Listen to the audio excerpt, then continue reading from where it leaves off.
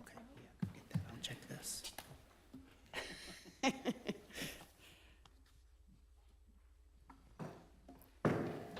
is you? No, this is me. Everybody's on. Oops.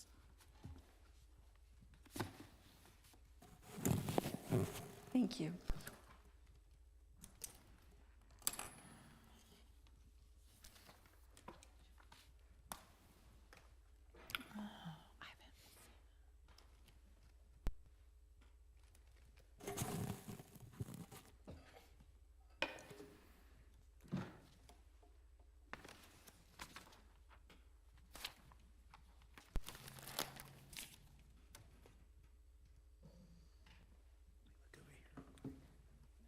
here.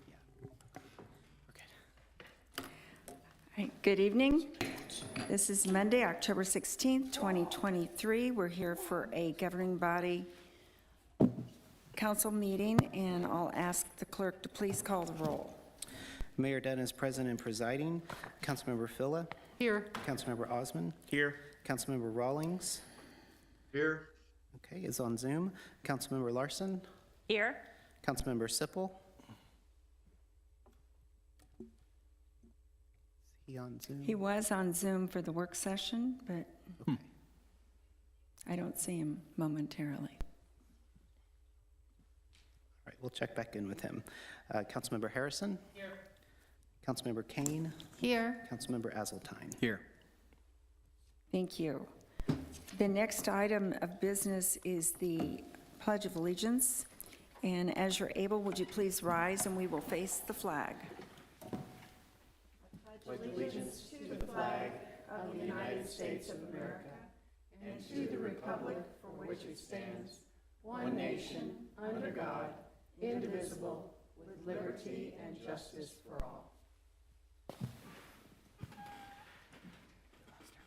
Thank you. The next item is the approval of the agenda, and I've been informed that 8D on the consent agenda is being continued to our November 6th city council meeting, so that will be pulled from tonight. And that is the only modification that I have been informed of, so I would entertain a motion to approve with that one Move to approve. edit. Second. Motion from Mr. Azeltine, second from Ms. Kane. Is there any discussion? All in favor, please say aye. Aye. It's approved unanimously. Thank you. The next one is citizen comments. We have I assume this is accurate, a citizen who signed in to speak this evening, and it happens to be Councilmember Andrew Osman. Yes, That is correct? that is correct. All right. And if you'll state your name and address for the record, please. You know, once you go down there, you can't come back.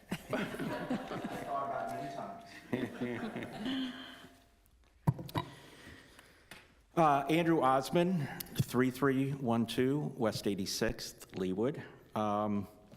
Normally, I stand before you for a council member report. However, I am not going to do that this evening. I'm talking as a resident of the city of Leawood. I felt it was most important and appropriate. Last week, we had the festivities for Leawood's 75th anniversary. I think everyone would agree it was a phenomenal event, starting off on Friday night through Sunday. And during that time, I truly thought about what it was to live in Leawood and what it meant to be 75 in the city. Normally, this is where I just ad lib. But I am not going to go off script tonight because I have things in front of me, and I said I just need to talk kind of from my heart. We all know that Leawood 75 years ago was not what it was today.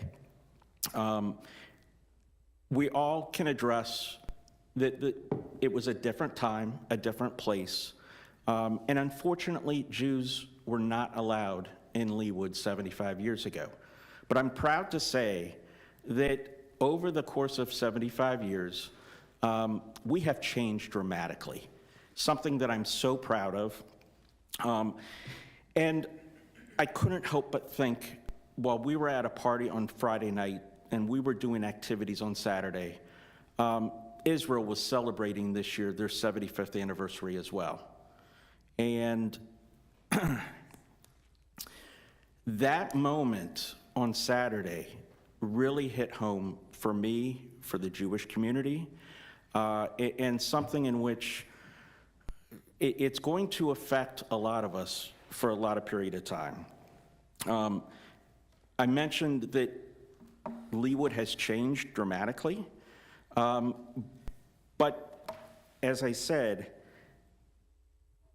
I came on city council 14 years ago as a Jewish city council member. 75 years ago, we wouldn't have had a Jewish city council member in the city of Leawood. I'm proud to say that Leawood was the first city in Johnson County, if not in Kansas, to adopt the anti-Semitism regulation that every other city followed suit.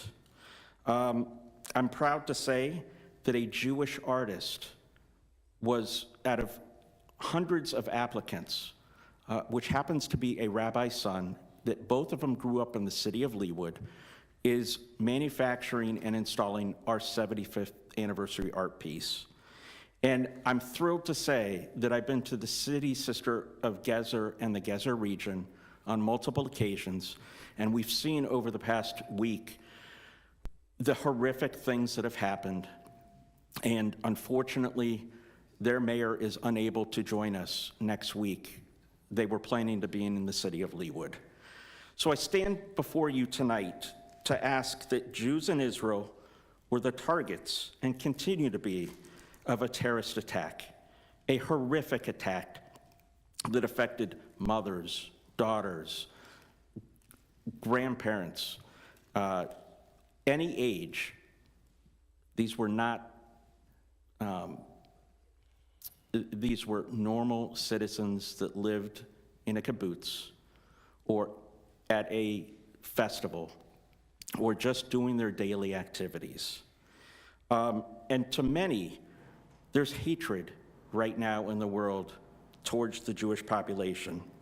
And it's more important now than ever that the city of Leawood, just like every other city, recognize that the community comes first and that Jews are part of that. And we have diversity and we have freedom of religion here. And that's something that's very special to me. And I'm very proud to be a Leawood resident. So I wanted to thank you for your service. It's going to be very difficult to leave in a couple weeks.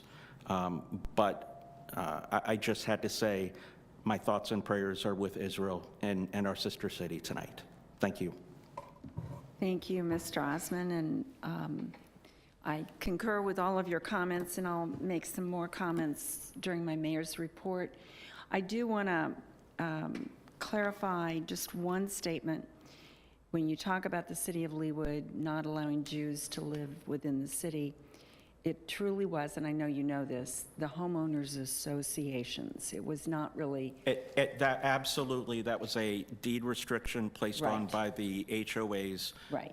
There was a section in Leawood, a very small 6-block area, but it was a past that is. No one's proud of. No. And it wasn't, unfortunately, it wasn't just It was all. HOAs in Johnson, it was all over Johnson County, not just HOAs in Leawood. Yeah. Yeah. So thank you so much for those heartfelt comments. I know it's not easy. That concludes our citizen comments this evening, and we go now to proclamations. The first one is World Polio Day. And is there someone in the audience to accept this proclamation? I do see, I see Mr. Hawk, who is a member of the Leawood Rotary Club. Would you like to come forward, and I'll read this into the record and present it to you for you to take to your club meeting on Thursday morning. And Mr. Hawk is not just a Leawood Rotarian, he is the husband of Alice Hawk, who does so much for our city. So, and we hope you'll look at the display case before you leave, because she worked hard on that today. Whereas Rotary International, founded on February 23rd, 1905 in Chicago, Illinois, is the world's first and one of the largest nonprofit service organizations with a global network consisting of only over 1.4 million members in more than 46,000 clubs in 221 countries. Whereas the Rotary motto, service above self, inspires members to provide humanitarian service, follow high ethical standards, and promote goodwill and peace in the world. Whereas Rotary in 1985 launched Polio Plus, and in 1988 helped establish the Global Polio Eradication Initiative, which today includes the World Health Organization, U.S. Centers for Disease Control and Prevention, UNICEF, and the Bill and Melinda Gates Foundation, and Gavi, the Vaccine Alliance, to immunize the children of the world against polio.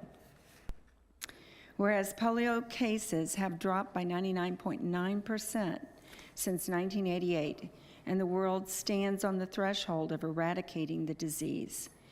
And whereas to date, Rotary has contributed more than $2.6 billion in countless volunteer hours to protecting nearly 3 billion children in 122 countries. And Rotary is working to raise an additional $50 million per year, which would be leveraged for maximum impact by an additional $100 million annually from the Bill and Melinda Gates Foundation. Whereas these efforts are providing much needed operational support, medical staff, laboratory equipment, and educational materials for health workers and parents. And in addition, Rotary has played a major role in decisions by donor governments to contribute more than $10 billion to the effort. Whereas there are over 60 members of the Rotary Club of Leawood who sponsor service projects to address such critical issues as poverty, disease, hunger, illiteracy, and the environment in our local community and abroad. Whereas Leawood Rotarians have committed their time, talent, and treasure to continue support of Polio Plus until polio is finally eradicated from the earth. Now, therefore, I, Peggy Dunn, Mayor of the City of Leawood, Kansas, do hereby proclaim October 24th, 2023 as World Polio Day in Leawood, Kansas, and encourage all citizens to participate in this observance. And Mr. Hawk, besides you, I know we have Councilmember Harrison, Councilmember Rawlings, Councilmember Sippel,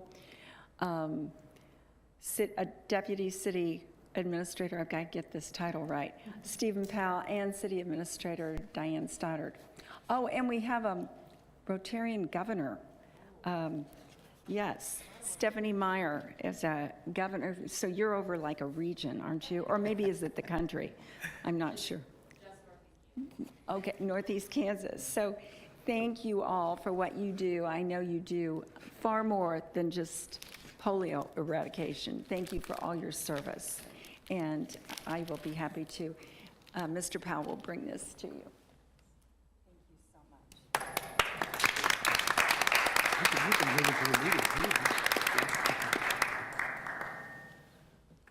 Thank you, Mr. Hawk, for being here this evening. Our next proclamation is National Lung Cancer Awareness Month, and I don't believe we have anyone present in the audience for this, so I'm going to read a few of these whereases into the record. Whereas lung cancer is the leading cause of cancer death among men and women in the United States, accounting for more deaths than colon cancer, breast cancer, and prostate cancer combined. Whereas African Americans have the highest lung cancer incidence and mortality of all races, and disparities in lung cancer screening, diagnosis, treatment, and mortality are well characterized among African Americans and other racial minorities. Whereas lung cancer in individuals who never smoked is the seventh leading cause of cancer-related death and accounts for 17,000 to 26,000 deaths in the U.S. every year. 60 to 70% of individuals diagnosed with lung cancer who never smoked are women, and the proportions of lung cancers diagnosed in people who never smoked is increasing in the U.S. Now, therefore, I, Peggy Dunn, Mayor of the City of Leawood, Kansas, do hereby proclaim November 2023 as Lung Cancer Awareness Month in the City of Leawood and recognize the need for research in lung cancer affecting women and lung cancer health disparities, and encourage all citizens to learn about lung cancer and early detection through lung cancer screening.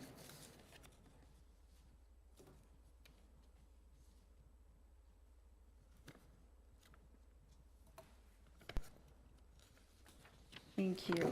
We have no presentations or recognitions this evening. We have no special business. So we now go to consent agenda items 8A through M, noting that 8D has been pulled. Is there anything anyone would like to pull for discussion? I'm not seeing any hands online either. Motion from Ms. Phila, Second. second from Mr. Azeltine, to approve the consent agenda in its entirety. All in favor, please say aye. Aye. Opposed, nay. It's approved unanimously. Thank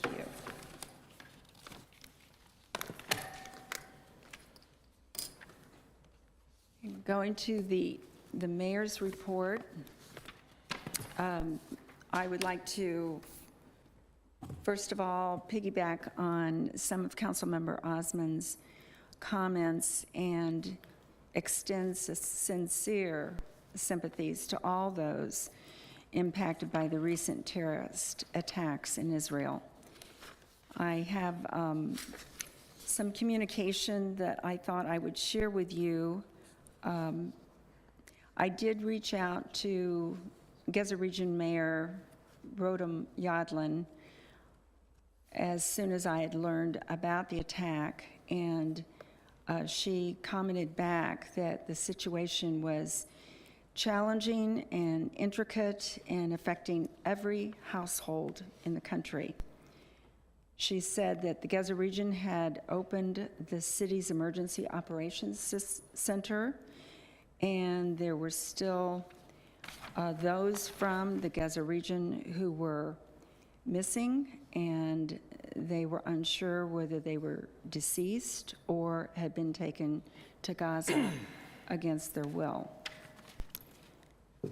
She said they were offering assistance to those who had lost their lives, sustained injuries, or gone missing within their community, and their wavering commitment was to ensure the safety and well-being of their residents, including both children and adults.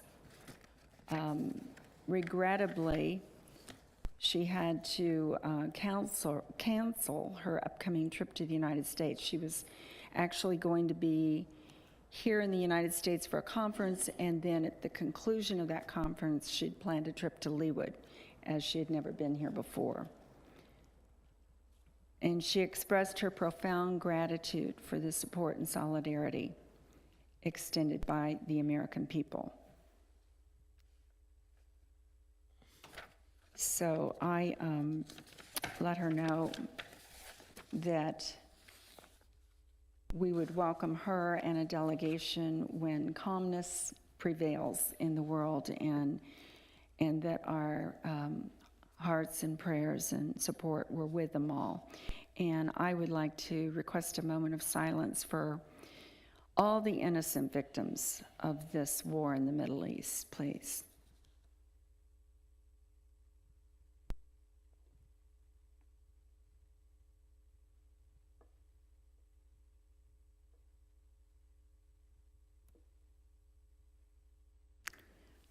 Okay, thank you very much.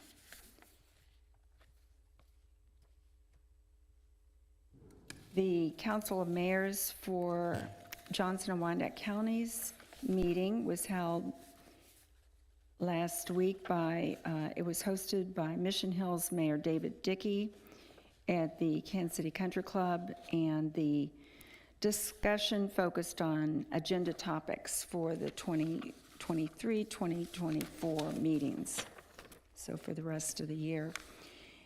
And I, too, would like to offer sincerest appreciation to Diane Stoddard and Director of Parks and Rec and Arts, Chris Claxton, our City Clerk / Assistant City Administrator, Stephen Powell, Communications Manager, Liz Gordon, and Leawood Foundation Chair, Alice Hawk, for organizing a memorable and enjoyable 75th anniversary weekend for the City of Leawood. Having the Chamber's Taste of Leawood on Friday evening, Ms. Meyer, it provided a great beginning to next 2 wonderful days of festivities, and I think all the departments, I have been told, of the city, and numerous employees and volunteers were involved to make it a truly special event, one that we'll always remember, and I want to thank everyone for that.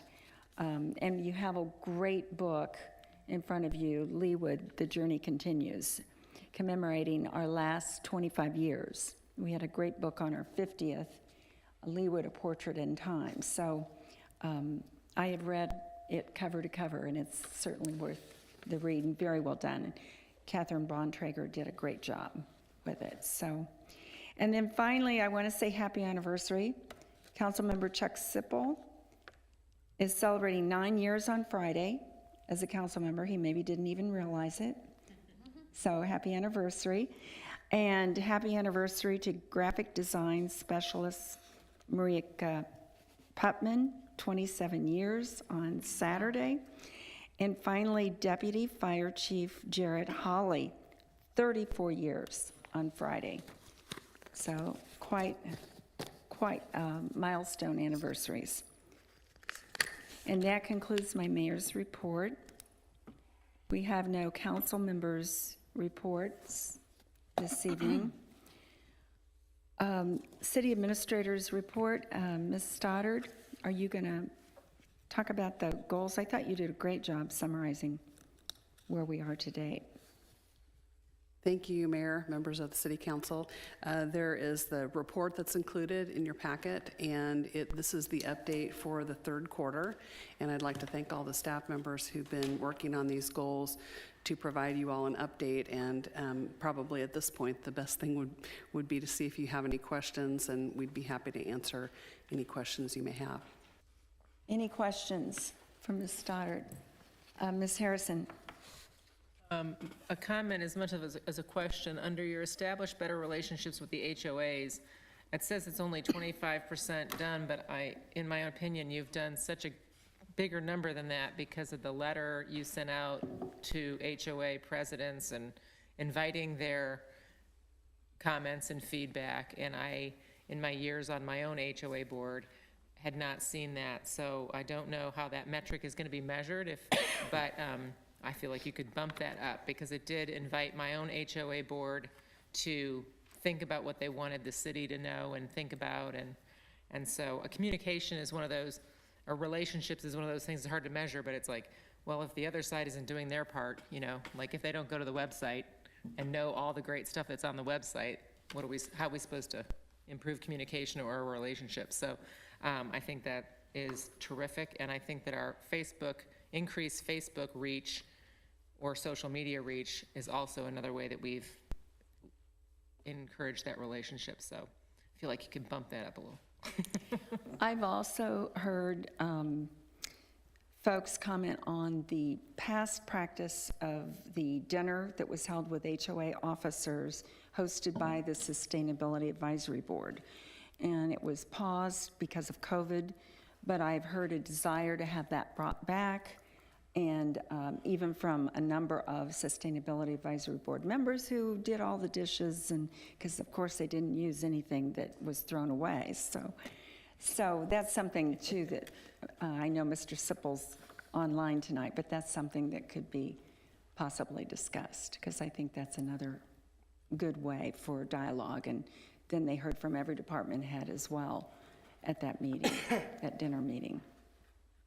Yes, some of the feedback that we received from some of the residents that responded to the letter, some of them had indicated having those kind of conversations was helpful so that they could talk with other HOAs about, similar issues and maybe how it's handled in another HOA and just kind of learning for that. So I think that kind of opportunity would be appreciated. Yes. Anything else? I just was impressed, though, with the update. I thought it was excellent, so thank you. And that'll be quarterly?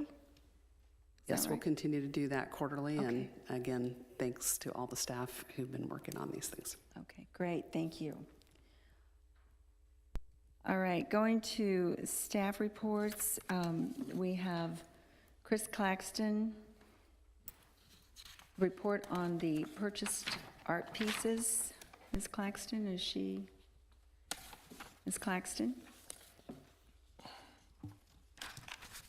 And I did see the email that came out today, so thank you for that. But were you going to talk about that?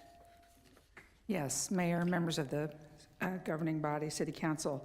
So I wasn't sure if you had seen that, so I did bring copies if you would like to pass those out for me, maybe. Just summarizing the three pieces. This was a request from Councilmember Sippel, and originally we wanted to look at all the pieces in the collection, but the earliest one we did was back at the late 90s, and so we decided we would just focus on those that were relatively, bigger installations in size, and also ones that we actually either commissioned or purchased, pardon me, and not any of the ones that were gifted to us, because that would be a difficult, to equate to the process. Yeah, Mr. Sippel, since you're online, I hope you saw this in your inbox today, since you're not here to receive the paper copy. I did receive it. I got it late this afternoon, and thank you very much for putting it together. It's the kind of information I think that will be helpful for us to evaluate the cost benefit of the 75th anniversary art piece. And I thank Chris for going to the trouble to pull that together. Okay, great. Thank you very much. Are there questions? Ms. Harrison? Chris, for the benefit of the many members of the public that are in our audience tonight, could you just give us a 1 or 2 sentence summary as to where the funding for our public art comes from? Because I do think there's some misnomers out there about where the funds actually come from. Okay, so the public art funded through the previously $5 per citizen on an annual basis. That was decided to be changed to $7. So at the end of this year, we will collect $7 per citizen that will go into the fund for public art. So that fund also provides money in the operating budgets for cultural arts and also for community theater. So the first items that are funded, primarily because they are the most expensive outside of the operating budget, is public art. And when you get the CIP, you always see there is a special CIP for public art. So that was something that we did, probably 12 or 15 years ago. We started doing a CIP specifically for art. Once you get past the first 2 or 3 years, those outline projects typically are not defined, but that's the funding mechanism that we have. And there's also a 15 cents per square foot. Yes, that as well. New developers. So that was actually also the piece I was hoping to communicate to people who aren't aware that the 15 Cents a square foot. per square foot. For the art impact fee on commercial development. That typically goes towards things like landscaping, because the collection there isn't near as large as what we get from the $7 per citizen. The bulldozers and cement trucks equal, in some cases, this money for, Correct. there you go. And, Thank you. and a developer could donate a piece in Which happens lieu often. of the 15.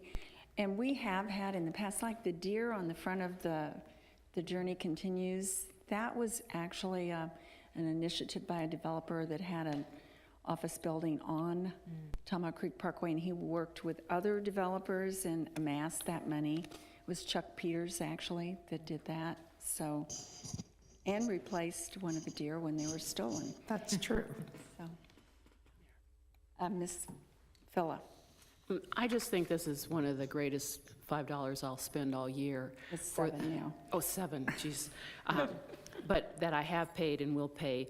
I got to take my granddaughters to Rose Theater for Beauty and the Beast, and it's all free, and it was packed audience, and all the kids loved it, and of all sizes. And I just want to say that one project that 4 of the council members got to participate in investigating by going to other cities was Weight of My Heart, Weight of a Feather. And it was really an educational process to go to other cities and look at what they have done, and they'd come back with ideas for what we were going to do there to honor this great new building that had been built for our police. And so I just think for $7, whether it's $5 or $7, it is the bargain of the year, and that collective fund that we have is really put to great use. Well, and I do want to recognize Ann Blessing, who is here, who's the chairman of our Arts Council. I think we've said many times our art sets our city apart, really. And I didn't realize till I read that book cover to cover, we have, in the last 25 years, 25 pieces of physical and 13 indoor. So, I mean, our collection is quite extensive. It's really very impressive. So thank you for that. Any other questions or comments? Thank you for putting this Welcome. together.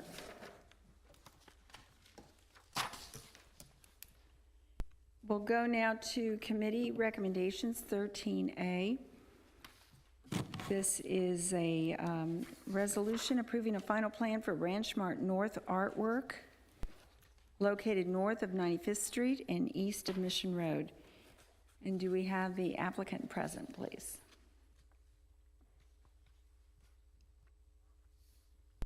Speaking of artwork. Yes, Bob Rainier, 9353 Cedar Reserve Drive, Prairie Village, Kansas. Good I'm evening. here with Johnson County Management. Thank you. So you've seen the delineations in the pictures. I mean, it was the desire of our family was to try to put up something in the new center, which we really liked the way it was redesigned and reformed, but it was certain amount of nostalgia there. We missed the original design that my dad put together in the late 50s. So that was the plan to do a mural on the mall as you go into the new lawn section of the shopping center on the left side, west side of that hallway. Do the picture of the Christmas picture, and then actually a delineation of what the actual shopping center looked like when it was first opened in 1958, 59. So those are the two plans. They've been submitted and I guess approved by the Planning Commission and subject to your review and approval. And some of us remember this very well. Yes. Looking just like this. So this is really going to be nice to document and have as a memorial, more or less. Right. Besides Absolutely. a mural. And it again brings back this is the history of the city of Leawood. I mean, it was one of the first, not the first, but one of the first shopping centers in the city of Leawood. So. Yes. Thank you, Mr. Rainier. Questions? Ms. Kane? Wasn't the Ben Franklin called Pinkies? It was Ben Franklin's Pinkies, but Ben Franklin was the chain that they were associated with. Yeah, but, yep. so, I mean, I remember it as Pinkies and going into it as Right. Pinkies, so. You could buy a lot of penny candy in there, that's for Yeah, sure. yeah, so I love this, I love the nostalgia, thank you. Move to approve? Second.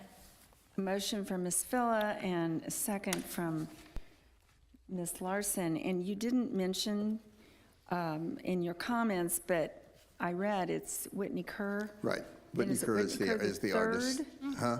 Is it Whitney Kerr the third? I was sitting there and then thinking whether it's 3 or 4, but it is Whitney Kerr, the artist. And there's only one. The only artist of the Yeah. Whitneys. But he really has done some magnificent work in Kansas City, and we thought he would do a nice job, and I think he will do a nice job. It'll be a nice presentation. Yes, I'm sure he will. Thank you. Any other discussion from anyone? Ms. Fella? Do you have a date when you might unveil? It's probably going to be now, maybe into the spring. It just depends on the weather. He was anxious to get it done this fall, but we obviously had to go through the approval process. So, kind of depending on the weather, he and his schedule, it might end up being in the early spring. So, There'll be appropriate bells and whistles? huh? Will there be appropriate bells and whistles? Oh, absolutely. Oh, great. Okay, thank you. All right, if there's no further discussion, all in favor, please say aye. Aye. And did I hear aye from those of you online? Mr. Rawlings and Mr. Sipple? Aye. Okay, I think I heard it unanimous. All right, it's approved unanimously. Thank you. Thank you. And I'd also like to take the opportunity in a public meeting to thank you for your long service to the city of Leawood. The city of Leawood, and through your leadership, is a better place. And so thank you for everything that you've done for all of Well, us. So Thank you. I think you may be the largest landowner in Leawood. Right. So, possibly. yes. It was for sure, but before. But Yeah, right. Thank you. Thank you very much. 13B is a resolution approving a final plan for Leawood Subdivision, Lot 317. It's 8440 Lee Boulevard, residential emergency generator located south of 84th Street and west of Lee Boulevard.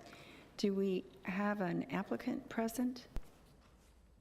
Yes, I'm here. My name is John Abbott. I'm the owner of the residence at 8440 Lee Boulevard. All right, Mr. Abbott, thank you. You don't have a camera you want to turn on? I have a camera. I'm currently putting my daughter to bed. Oh, so well then, well, you little can dark leave in the your room. camera off as long as we can hear you fine. So, all right, thank you. Would you like to proceed with your presentation? Sure. I'm just looking to put in an emergency backup generator that is consistent with the size of my residence. It complies with all the other permitting process criteria, with the exception of the size of the generator. Code requires special approval for anything above 22 kilowatts, and this one is 26. Although all size and other specifications are exactly identical, it's just they put a more powerful electric stator in there to produce more electricity from the exact same dimensions. All right, thank you. Questions for Mr. Abbott from anyone? Move to approve? Second? Motion from Mr. Azeltine, second from Ms. Larson. If there's no further discussion, all in favor, please say aye. Aye. Opposed, nay. It's approved unanimously. Thank you. Thank you. Thank you, Mr. Abbott. 13C, goodbye, good night. 13C is an ordinance approving the Planning Commission's recommendation of denial of a special use permit, preliminary plan, and preliminary plat for Children of America Daycare, located north of 133rd Street and west of Mission Road. Do we have the applicant present to present? Are they online? Yeah, I'm on Zoom. Oh, yes, sir. Yeah, my name's Sam Malinowski with SM Engineering, 5507 High Meadow Circle. Manhattan, Kansas. I'm sure as you've seen, it's a pretty challenging site. We originally submitted this back in April, and we've been working tirelessly with staff since then to come up with a plan that meets all the city ordinances while working around the existing trees and the pastoral dreamer. What we have is that plan. It meets all the ordinances, and I know the Planning Commission recommended denial by a vote of 4-3, but we would look for the City Council to recommend passing the special use permit and the plan at this time. I also have on the line Rocky Moore with Romo Development. He's a developer. Tammy Daggy with Children of America, and Leo Robena, who is the architect for Children of America. I'd be happy to answer any questions this time. Thank you, Mr. Malinowski. I know that there was, well, I think there were maybe 3 meetings in front of the Plan Commission on this. Right. And I know one of the big items that they focused on a lot was the one ingress, egress, one location for the ingress, egress. And there was some comment, some discussion at the end of the 3rd meeting about the possibility of maybe having an additional egress, I guess it would be an egress, Yeah. if you went to the Board of Zoning Appeals, because I think that would be required. And so there would have to be a delay for you to go do that and then come back to this body. I believe it would just come back to us. If I'm looking at Ms. Bennett. If you continued it until they went to the BZA and came back 2 or 3 months, then it will come back to you. All right. So I guess, I don't know if you're the one for me to ask that question to, Mr. Malinowski? or- And we've talked about that, and our site costs right now are if pretty tight, and we're pretty much over budget. Any additional costs would not be feasible at this time, which running another driveway out to 133rd would obviously increase the cost. Plus, we're going to be cutting through those existing trees, and we're having to replace any trees we take down, which then adds more. I mean, we're already, our landscape budget right now is crazy. So at this time, we'd like to not, we're not looking to pursue that variance through the Board of Zoning Appeals. We feel that the parking works fine the way it is with the schedule of how the children are brought in and dropped off. We don't see any conflicts, but that makes sense. All right, thank you for that. Ms. Harrison? I'm curious about the traffic study and the idea that only one car might be queued up at a time. I happen to work in a building that has a preschool in the basement. I work at a church, and we have a preschool and have for 30 years. And 1 child per car is dropped off at that preschool. Very, very few families, maybe less than 10% of our families, have 2 kids in the preschool at the same time because it's 3 to 5-year-olds, 3 to 6-year-olds. So just in terms of birth order and things like that.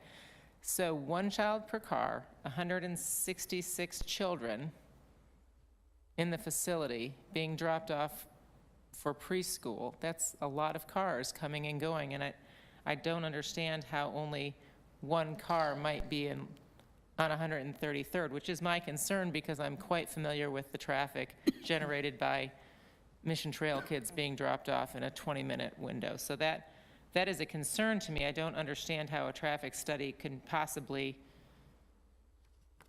know that only 1 car might be queued up in the turning lane at a time. That seems to me like a crystal ball kind of question that would be impossible to know. Absolutely, I appreciate your concern. The way Children of America works is the families are scheduled for drop-off, so you don't have those issues. I've got, like I said, I've got Tammy Daggy with Children of America. She might be able to speak to that more clearly than I can. So they're scheduled for drop-off, and if somebody arrives 2 minutes early, they can't pull into the parking lot, they have to maybe circle the neighborhood for a little while until their time queues up? All I know is these guys, Children of America has 60-some facilities throughout the United States, none of which, and some of them have more students and less parking, and they don't have any issues. So we're kind of going on that. When they do the traffic study, they're working off of trip generation generated by the Institute of Transportation Engineers, which, that's all you can do. You can't, well, like you said, you can't have a crystal ball and predict what's going to happen in the real world. We just know based on our other facilities that we don't have those issues.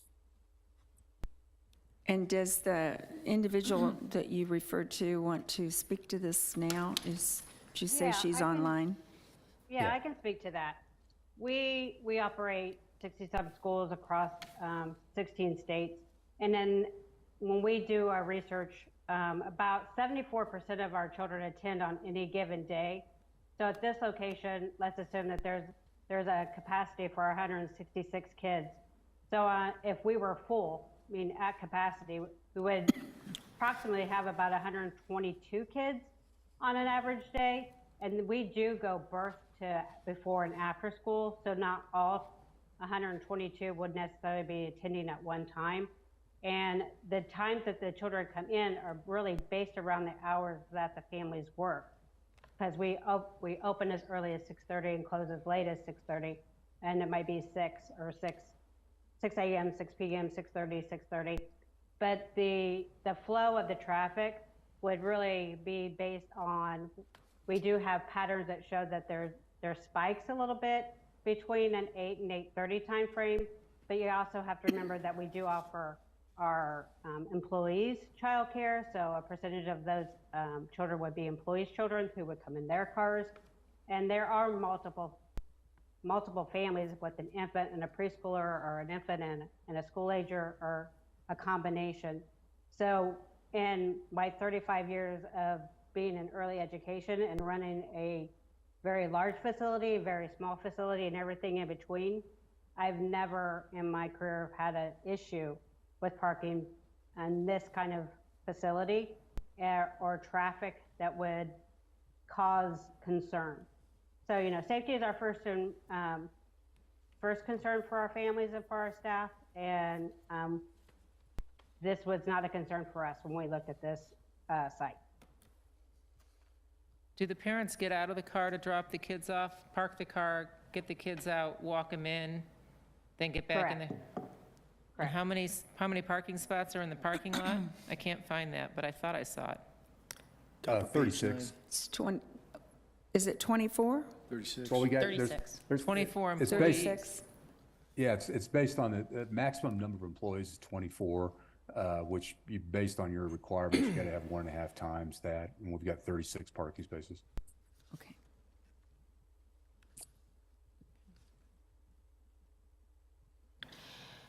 Ms. Kane? I understand what you're saying, and I'm sure your statistics are correct. However, knowing this site well, because I live about half a mile south of here, I find it a little troubling as well. We're adjacent to a elementary school, as you well know, and the drop-off and the pickup is a challenge there, and that's just literally on the other side of a soccer field from this facility. And I know that my own grandchildren, when I had them all last week, I dropped them off and picked them up at preschool. And, there was however many cars in a parking lot waiting for the kids to be dismissed. So I can't visualize it myself how this is going to happen without a queue forming, or even the ins and outs of the parking lot with that very confined space on that 1 point, whatever it was, acres that would actually be developed. I understand the site is bigger than that, but you've got the tree buffer and you've got the piece of art there. So I must say I'm troubled as well, just visualizing how this is is going to work the way you're saying it's going to work, given the tiny size of that lot, and that there isn't an egress and ingress option available. Yeah, and I'd appreciate that, but the way these guys, the way it works is not everybody shows up at once. They're staggered throughout the morning, so that we don't, just for that purpose. They don't want everybody showing up all at once, and so the children are staggered. So you're never going to have a situation where everybody shows up all at once. Ms. Larson? And in fact, I think when they sign up for the daycare, they have to commit to the time they're going to show up. I mean, it's not like, okay, I think I'm going to show up at 8, but I can show up any time. They have to commit to a time, and they have to stick to that.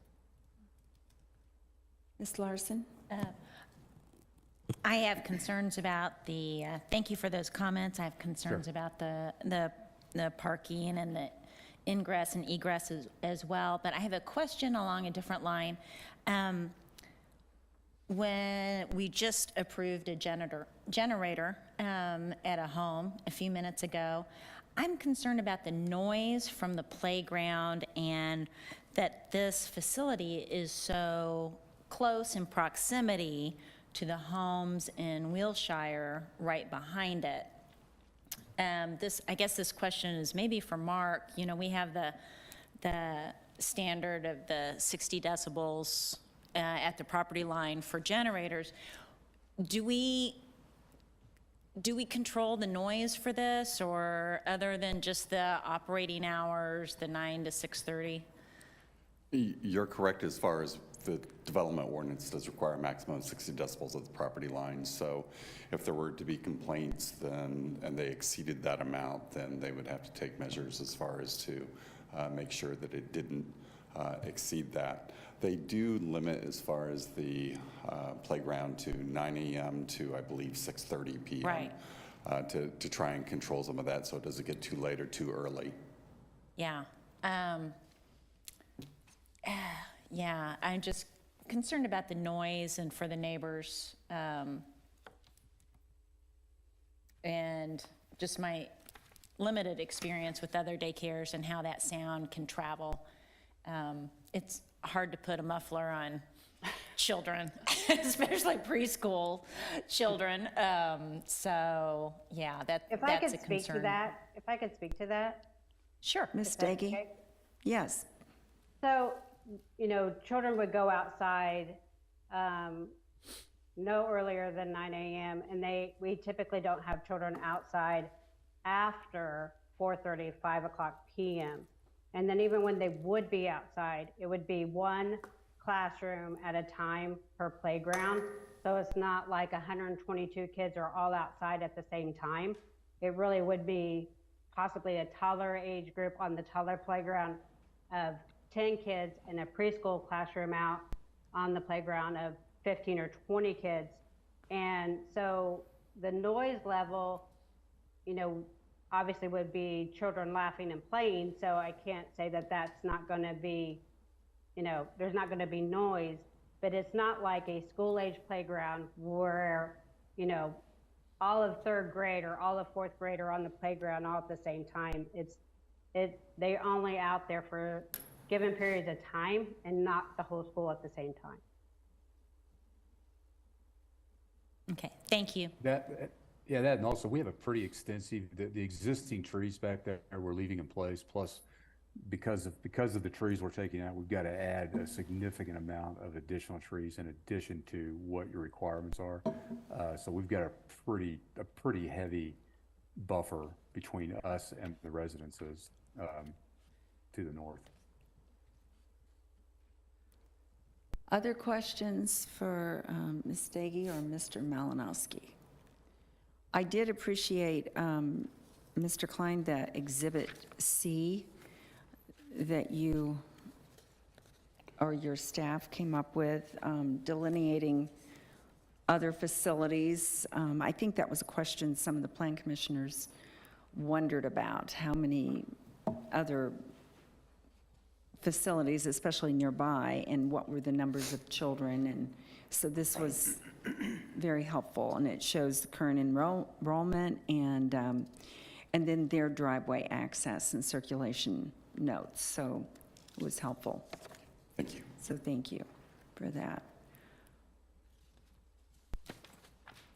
Are any of these, I guess a question based on Ms. Larson's concern about noise, are any of these others in close proximity to neighborhoods where the children would actually be heard when they're outdoors playing? I'm thinking of Creme de la Creme. Now that backs up to perhaps the retirement woods. community. Yeah, and then they have the assisted living facility that is just directly to the east. Town Village or? However, their playground actually is Sunrise. over on Sunrise. the Well, I know roadside. Sunrise, but there's another one over there by Creme de la Creme. Used to be called Town Village. I don't know, it might Yeah, I believe that that's still what it's called. still the name. Okay.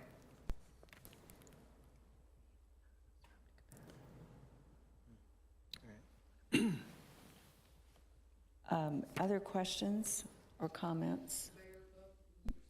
Madam Mayor? Oh, they Jim Rawlings do? here, I've got my hand up on the Thank you, Zoom. I'm Maybe so you haven't seen it. sorry. I didn't see it at all, but That's all Mr. Rawlings, you want to go first? Yeah, thank you. A little while ago, we had a work session about different issues as it relates to land development and usage. 2 or 3 comments were made by 2 or 3 different individuals about we want to look at whatever's in the best interest, long-term interest, not only for the city of Leawood, but the citizens. And as I listened to the comments about the expertise that this company has running 61 different locations, they've analyzed the in and out traffic. It's not all at once. They've got, I think they make some interesting points. And to one point is the people that are going to use this and have used it or will use it, they're the ones that would complain if there's a large backup. But I don't see how there could be a backup with their analysis of their previous experiences or current experiences. So I don't feel like we have the expertise to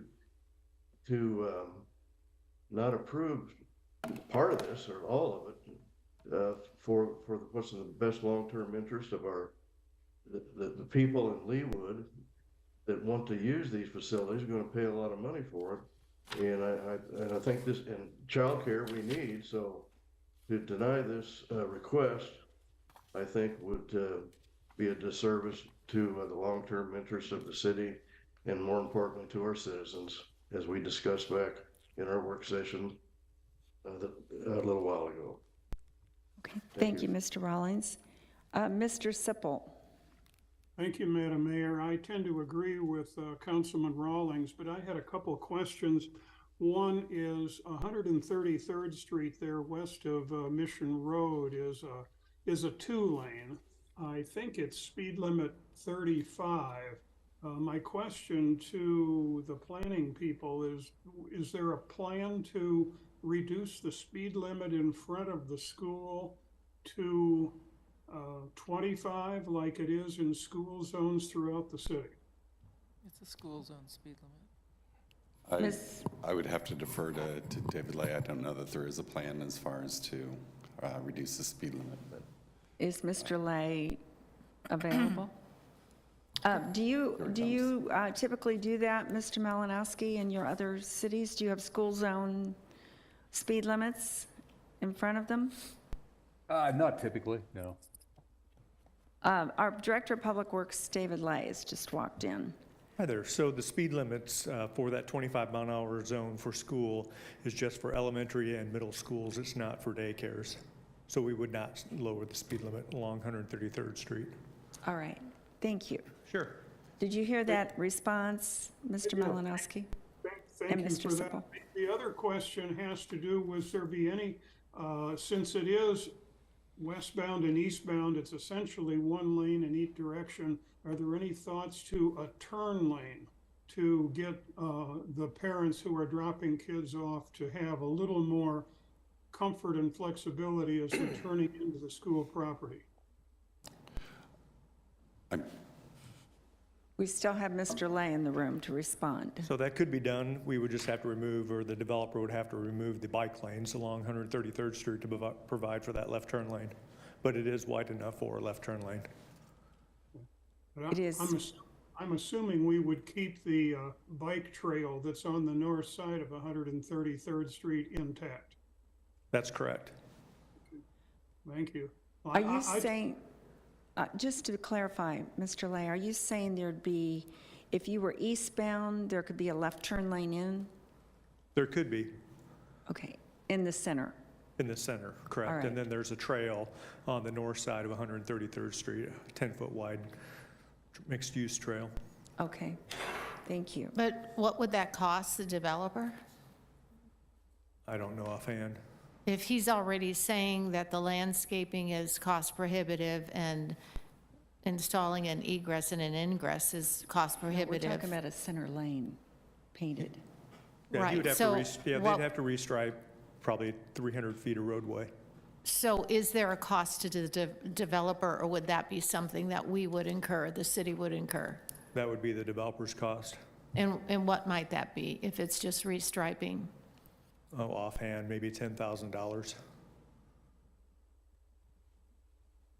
Okay. Is that a stipulation? It wasn't, but it could be. Yeah. And then are we going to, if the planning commission denied it and there is not a deviation for what we're trying to do without going to the BZA, does that mean this takes a supermajority for us to override this tonight? It would anyway. Yes. Even if you didn't have any changes. Yeah, right. Yes. Thank you.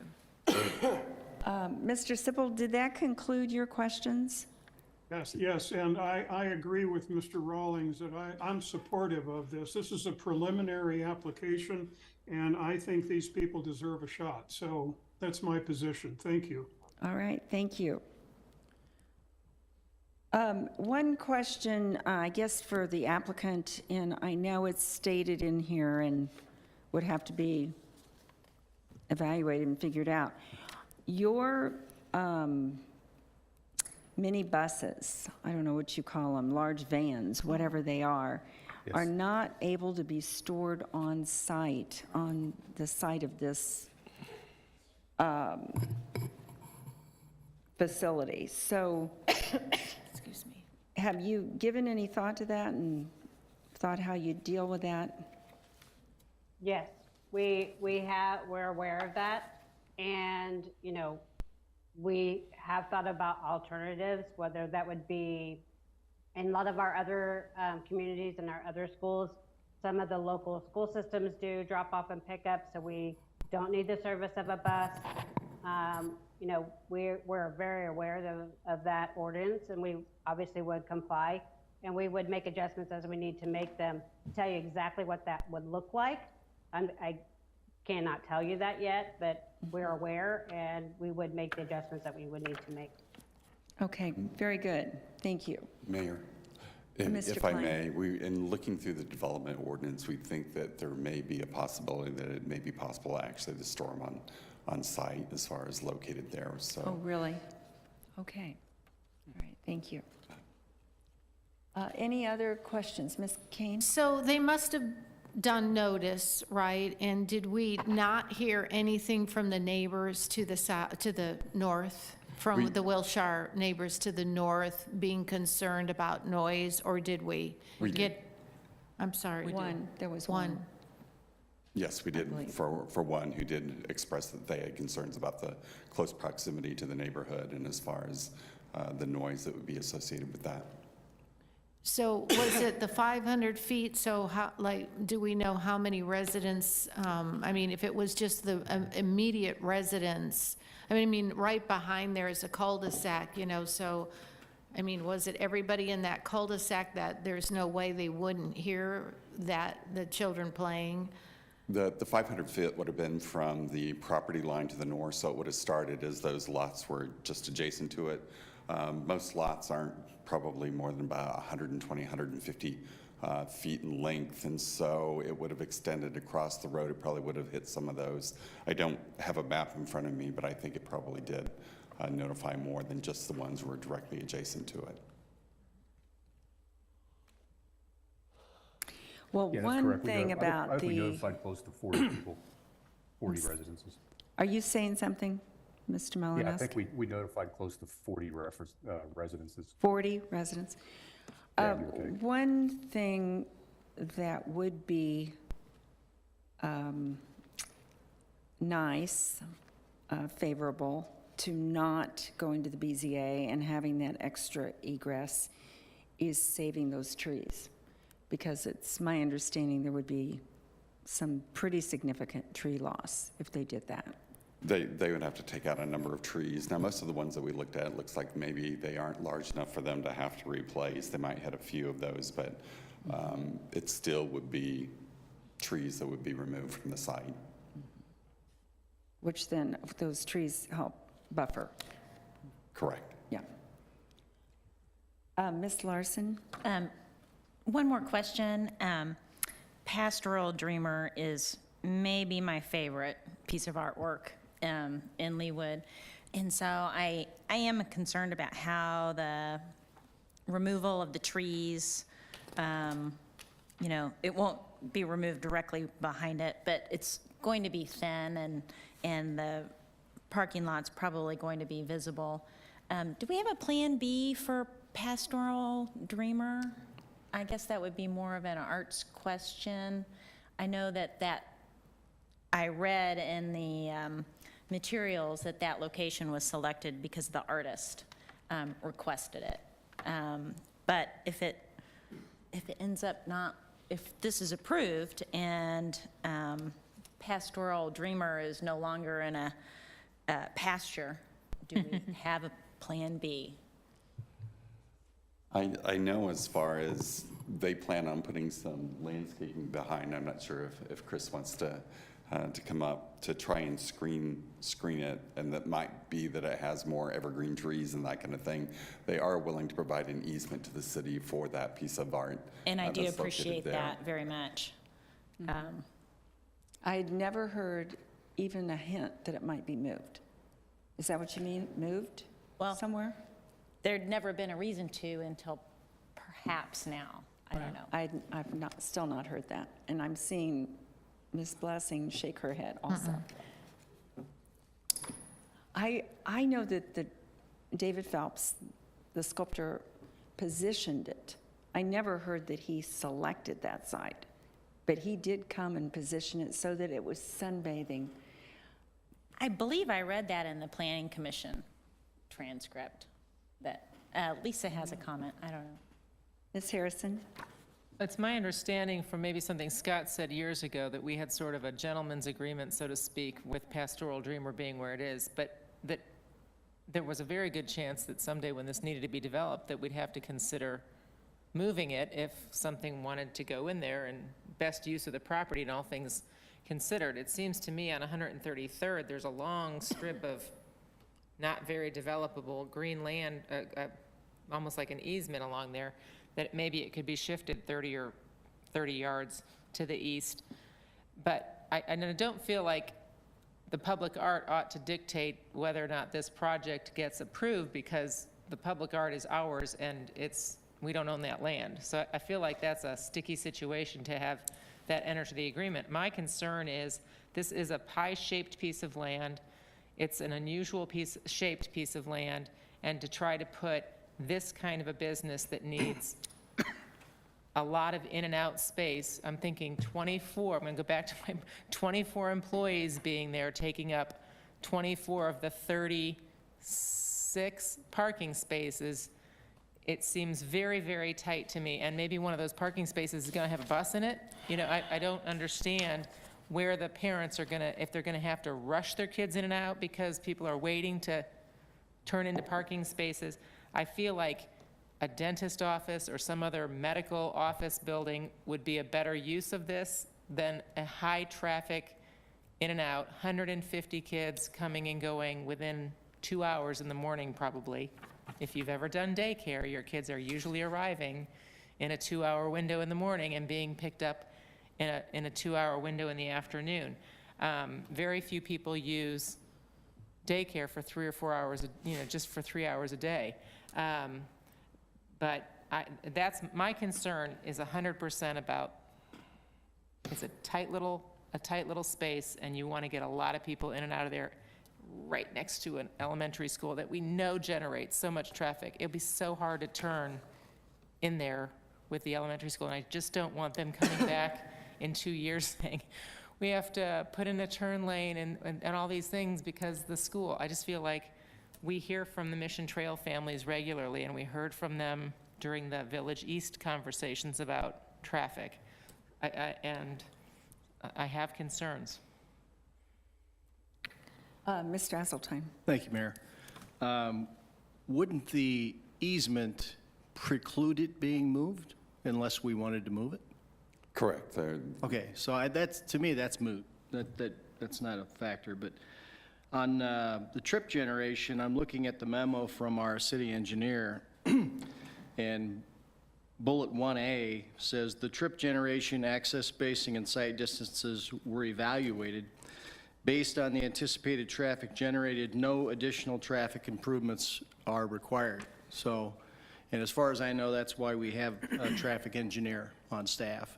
And I also had concerns with the shape of this and the size of it. It seemed a little cramped, but there's one professional opinion, and the fire marshal doesn't seem to think that there's any problems that are insurmountable either, so I'll be voting for this. Mr. Klein, on page 11, staff comments, the last bullet, you say, prior to governing body, staff encourages the applicant to consider adding electric vehicle charging station, add infrastructure including conduit to make the flat roof of the building solar ready. Is that something that the applicant has done already, or is that something you would recommend as an additional stipulation? That's something that staff was recommending as an additional stipulation. The applicant might speak more to that. I don't know that they're actually in favor of doing that, but. So, Mr. Malinowski or Ms. Daigie, do you want to speak to this? I can tell you this is not an unusual stipulation. We've been adding these to most of our developments in front of us. We're not really in favor of doing the charging stations. I mean, I guess if that comes to be a requirement, then we'd have to evaluate that. All right. It's something I know that we've done pretty consistently for the last several that have been in front of us. I don't know where there's a flat roof, though. What I saw was you were going to have a pitched roof to cover your mechanicals. So is there a flat roof somewhere? It has a pitched roof, and then, which I kind of is a parapet, and then there'll be a flat portion that'll be located in the middle of it. Oh, in which okay. they're going to have the rooftop utilities in there. So Okay. there is a portion that is flat. All right, thank you. Any other, Ms. Kane? Again, I'm having so much trouble imagining this traffic, and then I can see getting in easier. It's the getting out that I have a bigger problem with. I'm pulling into a parking space is one thing, backing out is another. And then if they're exiting when school is being, the queue for Mission Trail is coming out, I can't imagine a car exiting and then trying to turn to the east. In crossing, especially because I know every car in the Mission Trail queue is dumping out on 132nd Street. That's how they get out, and most of them will be well, not most of them, but at least half of them are turning to the right, which would then be right in front of this facility. So if they were trying to get out and cross and go to the east, you know what I'm saying? Here come all those cars at the end of and there's lots of them coming at the end of the school day when school is exiting Mission Trail. So I mean, could we make it a requirement that they have to do write out only, so that they're not log jamming and trying to get across? Is that a stipulation we could impose, maybe, to think about trying to, you know? I think it's something that you definitely have the ability to put a stipulation on that. I know when we talked to the Public Works Department, we talked to them a number of times with regard to the parking and also as far as the queuing of the traffic, and they indicated as far as the traffic study and what they reviewed with their engineers that they felt like it wouldn't be an issue, but I think you'd have the ability to do that. Maybe it's something that is reviewed at a certain period of time if there is an issue, you know. Mr. Asseltine. Thank you, Mayor. One of the reasons I'm not concerned about that is in a public school, you know, everybody's supposed to be there by a certain time, so you do have that crush of people. And if that were the case here, I'd be concerned. But the applicant said that each parent is assigned a separate time to drop their kid off, so it would be staggered over a period of time. So it doesn't sound like it's going to be a problem. Mr. Rawlings?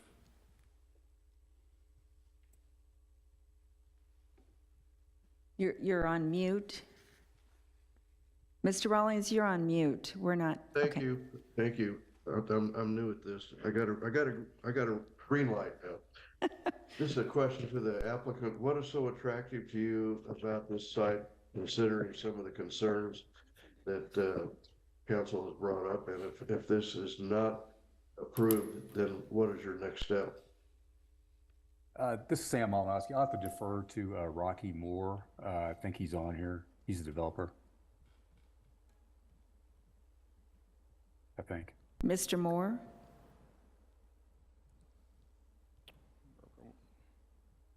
You think he's on?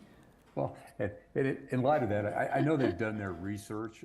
You know, I didn't pick the site, but if this, I'm sure they're at this location because of its location, you know, its location with relation to the rooftops in the area. I'm sure the being close to the school also makes it attractive. If we don't get approved here, honestly, I don't know, we'd probably look for a plan B, either in Leawood or someplace else. Guys, this is Rocky Moore. I apologize. I was on mute there and I couldn't figure it out myself. That's okay. I believe the question that was posed had to do with this specific site and why we chose this specific site. Is that accurate? That's correct. Okay.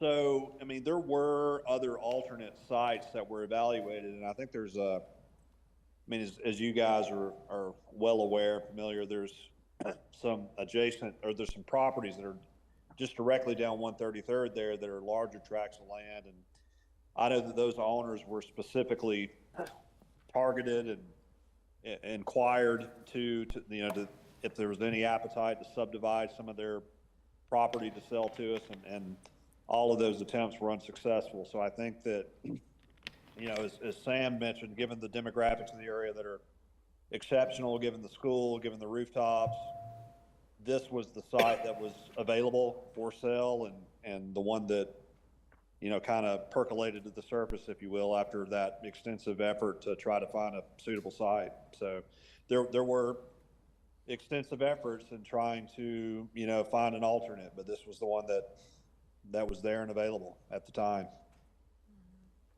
So, Mr. Moore, Hopefully that answered the question. do you own the entire thin piece that goes directly west of this then as well? No, ma'am, no. And we don't actually own it at the current state of being. We're under contract to buy it and develop it. Okay. If this were to go through. Homeowner does. A homeowner owns that little skinny stretch that lives in Wilshire. Okay, thank you. Thank you. All right, thank you for that information. You're welcome. Any other comments or questions from anyone? If, I've heard several of you say you would like to consider this, but if you did consider it, I think there have been a couple of suggestions. I think number one is the recommendation from our professional staff on that additional stipulation, and then I think maybe some language that would point to what Ms. Kane was talking about as far as maybe an evaluation at the one-year point to see how the traffic is going and if we need to have an additional rule and regulation regarding right in and right out. I mean, I don't know that that would be necessary, but somehow to be able to evaluate that after it's up and running for a year might be good. Ms. Larson. Under staff comments, it says that the hours, staff's recommending is 6:30 to 6:30, but that was changed to 6 a.m. to 7 p.m. Is that correct? Yes, that came back. We're still recommending as far as the 6:30 to 6:30, just due to the proximity of the adjacent neighborhood. Yes. Would the applicant be amenable to changing that to the 6:30 to 6:30? I thought that had already been changed based on your comments. I think we have a stipulation in there with regard to stipulation, I want to say 10. Yes. We're okay with So that. stipulation 9 and 10 already. Okay. And All you're right. okay with that, Mr. Malinowski? Yes. Okay. Ms. Villa? Thank you. I appreciate all the conversation, and when it kind of sums down it for me, it feels like we're trying to, three times before the Planning Commission and the concerns that have been raised here today, I just keep feeling like this is trying to put the stepdaughter's foot in the shoe that doesn't fit. I'm not sure that this was designed to be a commercial, and I heard the applicant say that their main hours between 8 and 8:30, right smack into the dab of where you're going to be dropping your kids off at 8:10.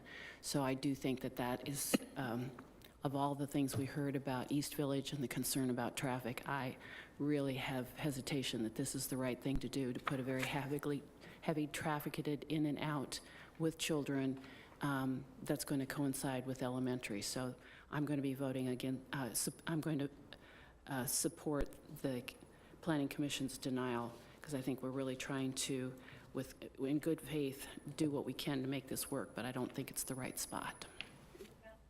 I didn't get an email from Mario, so let's leave class in. Any other comments?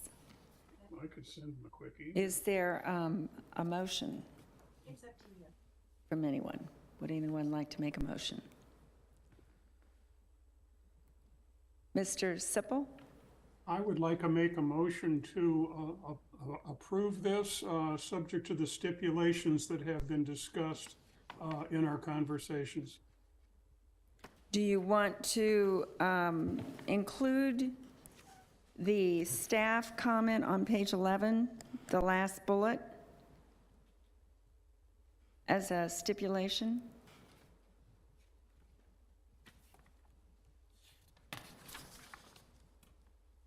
As a member of the Sustainability Committee, I would like to see that in there, but I think this is a preliminary plan. Can't we approve that in the final plan? Ms. Bennett or Mr. Klein, could that be left out and then put into the final plan? I think it can, since it's with the elevations of the building, and really that's when they get approved, so. All right.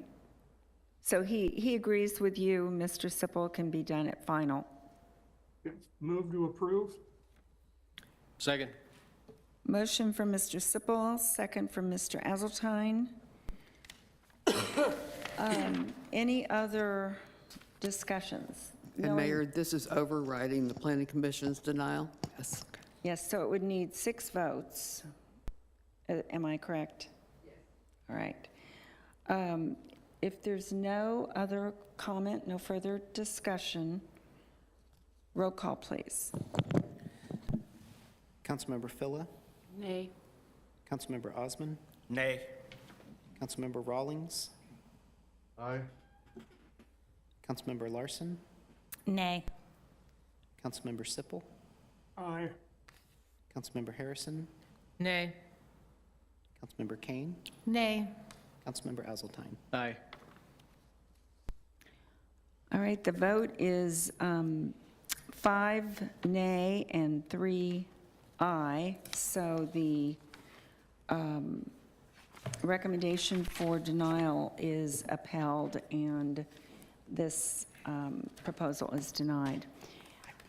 Thank you, Mr. Malinowski and Ms. Daggy and Mr. Moore. Thank you for your application and your participation and your interest in Leawood. Thank you. I appreciate your time. Thank you. Thank you. Thank you.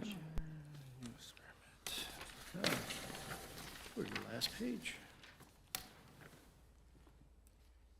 13D is an ordinance amending sections 16-2-6.1, 16-2-6.4, and 16-3-9 of the Leawood Development Ordinance pertaining to the maximum building height in the SD-O and MXD zoning districts and deviations thereto, and repealing existing sections 16-2-6.1, 16-2-6.4, 16-3-9, and other sections in conflict herewith. Mr. Klein. Yes. Madam Mayor, this application is with regard to the height of buildings within the MXD and also the SD-O district, as well as a deviation that would allow an exception to that height. So currently, right now, the planned office district has a height limitation of 6 stories and 90 feet. This would change that to a total of 60 feet, and it would eliminate as far as the 6 stories. So 60 feet would be the maximum that you could go. The same would be as far as with the MXD zoning district. They do not have a stories limit, but they have a height limit of 90 feet. So this would change the 90 to 60 feet. And then with regard to a deviation that would be allowed within the deviation section of the ordinance, it would require a 3/4 majority vote of the membership of the governing body in order to approve something that is taller than that. And it would be for instance, a building that was very unique or a signature building, or possibly because the topography of the land would be such that maybe the building is located in a lower area, and therefore, even though it was taller, it wouldn't have the same impact that you would have if it was up on a hill or even level with the street. This application was remanded by the governing body back to the Planning Commission, and they heard this issue on September 26th. They had heard it before, but unfortunately they didn't have the benefit of the minutes of the governing body when they made that decision, and so that was the purpose for the remand. The Planning Commission is recommending approval unanimously of approval of this application, and I'll be happy to answer any questions. I guess I have one question before I go to Mr. Osmond, and that is this, the approval by a 3/4 majority vote of the governing body for a signature building, if it was to be recommended beyond 60 feet, that is seven people. That Correct? is A vote 7 of people, 7. from what I understand. Yes, and that would be of the membership. So if somebody was absent, that would be an automatic no vote. I guess my question is, was there any consideration, and I believe that's been there a long time, but was there ever discussion of maybe 6 votes, which is a supermajority? We didn't really have any discussion with regard to the supermajority. As you stated, this deviation was actually available in the Leawood Development Ordinance prior to, with regard to a deviation to allow buildings to go beyond the 90 feet in height within the MXD district for signature buildings. Okay. Mr. Osmond and Ms. Kane. Thank you, Madam Mayor. I just wanted to clarify, I know you've said it a couple times. The building here for the office or MXD zoning, does that involve office in there? It does. So it'd be 60 feet for the planned office district Okay. as well. And I'm going to just be point blank, because I don't know if it will be done by the time we're off of council or not. I know what the intent is, and the intent is protect along 135th. I'm frankly concerned about the number of votes that needs to override specifically for signature projects. There are different areas outside of 135th that I think merit above 60 feet, primarily 435 and State Line, and those areas that are truly office, that are not next to commercial or the high thoroughfare of residential. And if we do get a signature project or an office or something that is unique, and we have to come up with that threshold that's so high, I don't necessarily know if you create a different district or something that instead of MXD, you have something else that's completely different, that changes that threshold. Because we all know we could put a restriction in here, but then we have AMC come before us that is what I classify as a signature project in the city. And if they say, we want to be in a certain area and we want to have 7 or 8 stories and it's nowhere near, that's my only concern. I do have a problem with this. I don't have a problem with it on the story height of 135th Street. It's just lumping those two together, to me, has heartburn. Ms. Kane?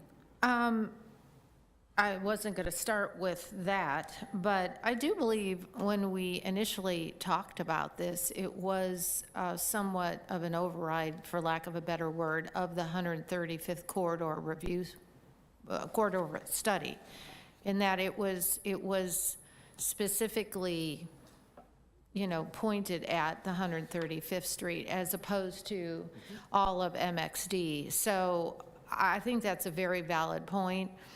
My next question, or my first question was, can 60 feet, this is probably a dumb question, but is it, I know it was bumped up from 55 to 60 because of taller heights, but it was still designed to be a 4-story building.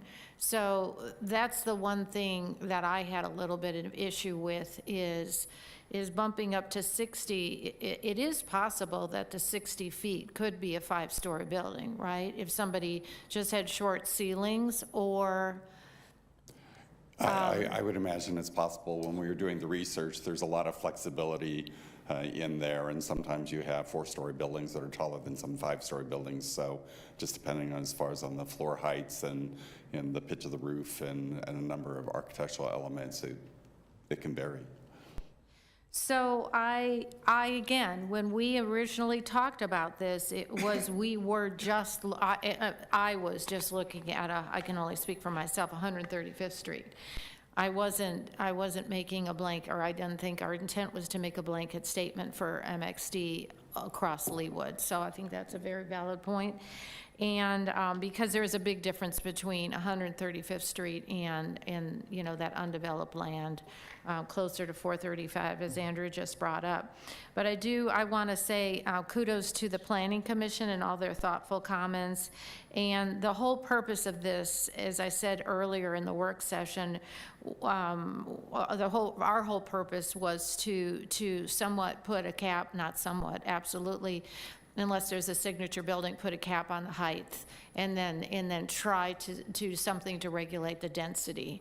I'm terrified of the potential density of our city along 135th Street if we don't kind of rein that 135th Street corridor back. So I wouldn't mind personally if we I don't know how we do that. We talked about the timing of, we didn't have time to redo the whole 135th corridor, you know what I mean? And we had proposals coming in, so I don't know what we can do about that if that's, and then I know Mr. Lambert's mentioned an SUP, but then we got away from an SUP. So not quite sure how we would go about doing that, but I would agree. The whole intent, I think our whole intent was to keep it to 4 stories, and we were just talking along 135th Street. And I believe as far as originally it was a special use permit, but the issue in analyzing that and also speaking with legal is that a special use permit is for use, and it's not so much as far as for the building height. And so since we already had a deviation that was already available to height that was used that way, so we already had the 3/4 majority vote to go above 90 feet. I think as far as with regard to the threshold, you'd have a couple of options. One would be, as the mayor indicated, as far as going from a 3/4 majority vote down to a supermajority vote, which then lowers it by 1. The other way that it could be done is you'd use basically an overlay district where it only applied to the 135th Street corridor, and we'd have to work with probably legal to come up with something to bring back that would only cover that section for both office and MXD, because both of those have the 90-foot height limitation. Well, I hope that we could do something like that. Either it's an overlay. I personally wouldn't have a problem with needing 6 votes, a supermajority, or Yeah, that would be supermajority. that's a supermajority as opposed to a 3/4 supermajority. I wouldn't have a problem with 6. I think if you get 6 out of 8, that should be enough. I think that's reasonable. Although I understand the language has been this way for years, since at least But 2008. that was to go above 90, don't Yeah, oh, forget. yeah, no. So I honestly think 6 is preferred, and I love the idea of the overlay, since we're talking about SD-O also in this. So that really just gets to your 135th Street. Okay. But this would still allow, and I think you mentioned it, allowance for topography, because Correct. there's an area along there that dips way down, and you wouldn't even see the Right, if floor from the street, so. Exactly. Okay. Mr. Osmond, you had your hand up again. Yeah, just a quick question. When you're measuring height, I just wanted clarification again. You go story 1, 2, 3, 4, and then there's the roof line, and then there's the mechanical systems above it, potentially. Do you measure it from the pitch of the roof, the flat line of the roof, or if the mechanical systems are above that line, do you go to the top of the mechanical? We don't include the parapet, and we don't include any mechanical elements such as a elevator overrun or something like that. And typically we'd require the parapet to screen the elevator overruns. So no, we just go up to where the parapet starts. Conceivably, it could go up to 5 then. 5 stories, if you count that Yeah. stuff on top, yeah. I know you told the Plan Commission that this was a question, but the 5-story residence in Parkway Plaza, what is that 70 feet? I want to say it's about 75 feet. 75 feet? Yeah. Thank you. Ms. Larson? I support the comments on the other end of the DS about the 6 out of 8 votes.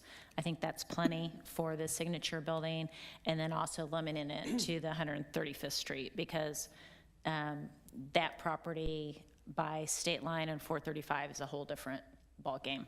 So I agree with everything that's being said down here. We still do in our SD-O have the 90 feet, though. We not? still do, both the 6-story and the 90 And feet. with the deviation allowance, and I guess that deviation could be 6 as well. I mean, we can, because right now it's 7. As far as in the office, If it went higher than 90 in the if it went SD-O. 9, actually the MXD, the deviation that currently exists is only for MXD to go over 90. It doesn't apply to the SD-O. So is there any limitation in the SD-O? Just the 90 feet. There's no But there is deviation to 90 go above feet, that. but no deviation to go above it. Yeah, they can't go above that. All right. Okay, thank you. Ms. Phila? I do like the idea of it, the number being inclusive of the rooftop, however it looks, because sneaking, it feels like you sneak up a whole nother story on there once you start putting in mechanicals and then you put the blind, it begins to look like another story. So I think it ought to be in the totality, that measurement that we're talking about. That would be my... It isn't included, though, at the moment. I know, but I would like it to be. If I'm the only one, so be it. Any other comments? What would you need? Would you need to come back to us with it redrafted, since we've put so many? I think the overlay district part would be something that we'd have to come back to you and actually propose something. The supermajority would probably be pretty easy right now, but the overlay would be the one that we need to come back to you with. I really think that's a good idea. Does that have to go to planning first? I think it would. I think we'd have to notice it back up because it probably would not be in this section. We'd probably have a different section and kind of start over with the notice in the paper and planning commission. What? It would have its own. Second. Is that the motion, remand? I or would is it- recommend you just deny it and direct staff to move forward with an overlay with the comments that you guys have. And I don't think your mic's on either. So nobody heard your motion. Didn't have it anyway. I think it's normal. I think it's good that we go back to planning commission. I think the planning, because we had a hiccup here that the right foot didn't know what the left foot was, or, you Well, know. it would. I mean, she's just suggesting we denied this. but Yeah, I it get would it. definitely go back. I get it. I think that's great. I Would think it start should. over. Yeah. Thank you. So, Move to deny. Motion from Mr. Azeltine and second from Ms. Phila to deny for lots of various reasons stated. And I want to reiterate what Ms. Kane said. Big thank you to the Plan Commission. I see one Planning Commission member here. Thank you for your thoughtful deliberation a second time on this topic. And hopefully you understand why we're doing what we're doing now. So I believe it's just a voice vote for a denial, or is it a roll call? Roll call. Roll call. All right, if there's no further discussion, roll call, please. Councilmember Azeltine? Aye. Councilmember Kane? aye. Councilmember Harrison? Aye. Councilmember Sippel? Aye. Councilmember Larson? Aye. Councilmember Rawlings? Aye. Councilmember Osman? Aye. Councilmember Phila? Aye. All right, and do we need a motion to direct staff to begin, or do you think all of our prior discussion is sufficient?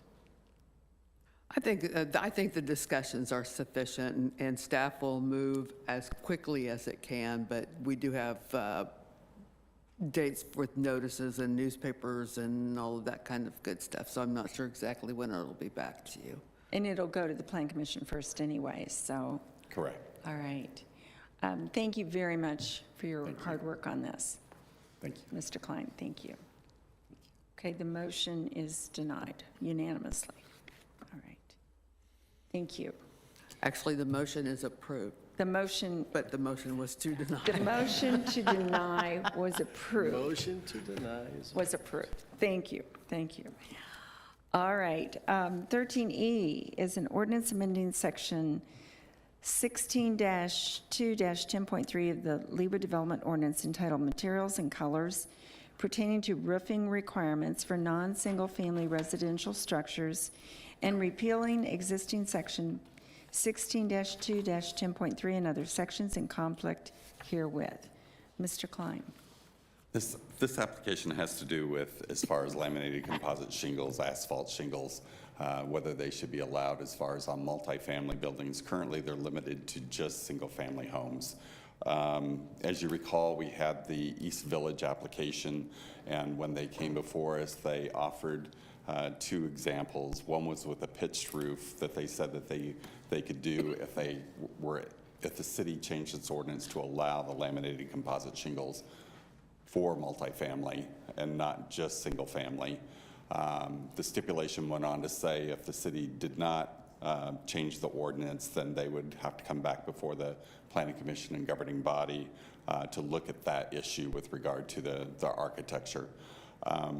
We did have several work sessions with the with the Planning Commission, and when we were looking at this issue, we did come up with a development ordinance amendment that would allow, as far as asphalt shingles or laminated composite shingles on multifamily as well. They would be required to be a Class A impact rated shingle, a Class 4 impact rated shingle. For single family, you can have a Class 4 impact rating if you want. It's basically the hail hitting the shingle, and if the granules fall off, and then the asphalt kind of deteriorating underneath that. This would require for multifamily that they do have that Class 4 impact rating, so it wouldn't be an option, it'd just be a requirement. In addition, the Planning Commission wanted us to also allow them, as far as if you had a multi-use building within MXD, because some of these buildings are within MXD districts, and you might have a building that has commercial on the first floor with residential above, that they should also be allowed on those buildings as well, to allow that pitched roof and to allow a different architecture. In addition to that, they also wanted to have staff look as far as adding charcoal to the list. We did limit the colors on these multifamily buildings a little bit more than what the residential buildings were, to be more kind of natural materials and kind of muted colors. We did not originally have charcoal in there, and so in this version we do have charcoal as being a color that can be added. So I'd be happy to answer any questions. Well, once again, I want to thank the Planning Commission, because 3 different meetings of almost 20 pages for each meeting, minutes. Lots and lots of good discussion, and thank you for that. Ms. Larson and Ms. Phillip. I too want to thank the Planning Commission. I feel after reading all those transcripts, I was like on a journey with them to learn about laminated composite shingles, which is an area of which I am not familiar until now. I feel very well educated now. I concluded at the end of it, I too, like the Planning Commission, have had to divorce this decision from the East Village project. I think we have to decide, is this good for Leawood or not good for Leawood, and then let the chips fall where they may on the East Village project. But I concluded that I agreed with the Planning Commission's recommendations about the Class 4A impact rating, the charcoal, the multi-use buildings, and then as it pertains to East Village, I do think the residents really wanted the pitched roofs. They like that aesthetic better. I think it fits better with the neighborhood. And so there is a benefit, even though I'm making my opinions separate from that. I do think that there's a benefit. Going in, I was very hesitant about changing our standards because they have served us so well, but the technology is such that it has really changed the landscape of the shingles, and so this now makes sense to me. So I would be for adopting the change. Thank you. Ms. Phillip. It makes me have a deja vu. When I first got sworn into City Council, we didn't do that at the beginning, and we talked about roofing material that night till 10:30. So I'm glad it's not even 9:30 when we're talking about this, and my only wish would be that we were putting Tesla solar and it was price effective to do that. But other than that, I'm very pleased with your decisions, and charcoal's a great add to the palette. Any other comments? Move to approve. Motion from... Second. From Mr. Osmond, second from Ms. Phillip. And I think Mr. Klein, we will join every other city in Johnson County that allows Yeah, all these. the ones that we looked at allow the laminated composite. Maybe they don't all require the 4. Yeah, Class I A don't think 4 that they impact. require the Yeah. impact rating. So we still will be keeping high quality. I don't know. Yes. Thank you. Any other discussion? Yes, Ms. Harrison? So it feels like we are doing this out of order in that we've approved a final plan for a developer, but now it's possible that the shape of the roofs might change because of this. Am I understanding that correctly? The way Or they- that the stipulation read, if you recall that meeting, they provided 2 elevations of the buildings, one with the flat roofs and one with the pitched roofs. And so the stipulation indicated that if the planning, or if the city council was willing to change the ordinance to allow laminated composite on multifamily, that's what they would come back with. They would come back with the pitched roofs. Thank you. I've slept too many times since then. No, I But that's, now that you're understand. saying it, that's Yeah, what I thought I remembered. It was approved with the pitched. They would have to come back through to get approval with the flat if this hadn't been approved. If this hadn't been, That was the way, Ms. Bennett was very specific with her wording. For that very- one piece, yeah, would have to come it's a back. very long stipulation. But I agree, Ms. Thank you. Larson's comments. It's going to be, not only do the residents want it pitched, it's going to allow for a far more aesthetically pleasing project, I think. It's going to have variation instead of all flat. It'll be more attractive. Yeah. Any other comments? Ms. Kane? I'll be voting nay, because the only reason this is before us, we all know what the reason is, and we did approve it with the pitched roofs. They presented it to us with the pitched roofs. So I'll be, just because you'll have asked me anyway when I vote nay, why am I voting nay? I'm voting nay because I believe that this decision we were put between a rock and a hard place with this decision. And the impetus to this, to lower our standards, was because of that one development. And those are facts. Whether we like it or not, those are facts. So sounds like it obviously got through planning, and it sounds like it's going to get through city council, but I'm still voting nay because of how it came before us and why it came before us. And I would just say, I totally understand your comments, but way before East Village was ever even contemplated, this conversation had been before Scott Lamber's on numerous occasions prior to COVID. So this was something developers had been talking about for Multiple years. developers. Multiple developers. So it really, just want to make sure that's known. Mr. Osmond? No, I just wanted to reiterate that for clarification purposes, there were multiple developers in our room tonight that specifically looked into multifamily developments, did not come before us because they didn't even get past the consulting stage.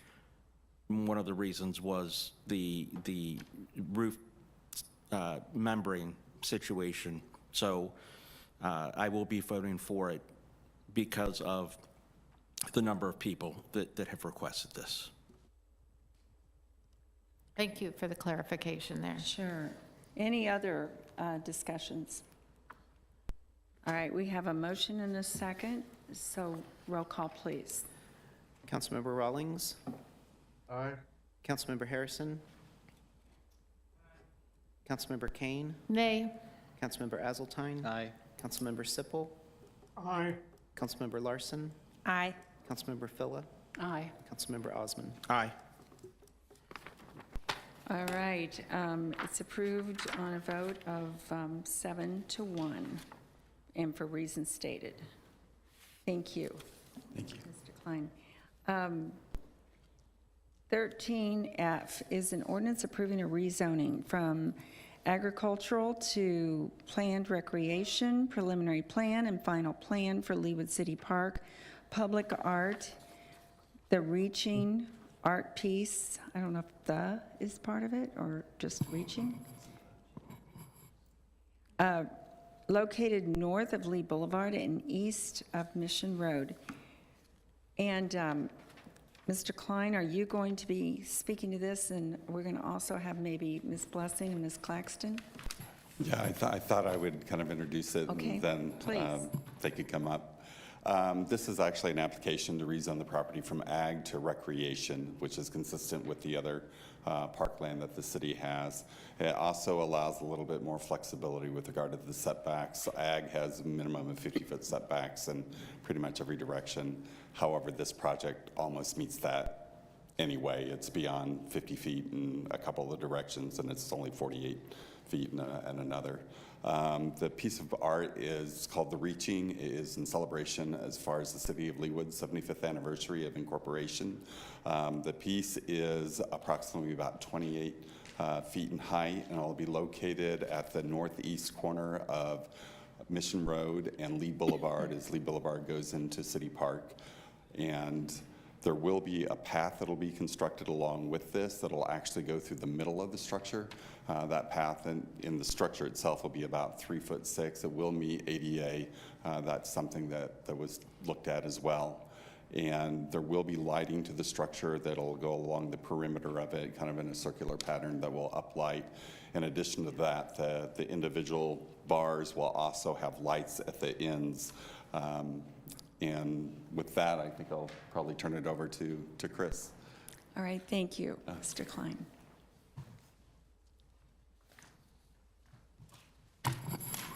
Sorry, I didn't mean to run you off. Good evening again, Mayor, Good members of the evening. City Council. So I think everything's pretty explanatory in the packet in terms of, as Mark just stated, the location, the materials, the height. We do have a material board here that we showed the Planning Commission, and if that's something you'd like to see, I can have Brett Hoagland here. So Brett Hoagland, Continental Consulting Engineers, is here in case you have any technical questions. He's been working extremely closely with the artist on the details. And to that regard, I could stand for questions as well. I would like to see the material Okay. board. I haven't Brett, can you- seen it at this point. It's around the corner. So what you'll see on there is the stone. You'll see the piece that the long poles will be made out of. And I think there's another, what else is on there? For some reason, I thought there were 3 pieces. Oh, yeah, okay.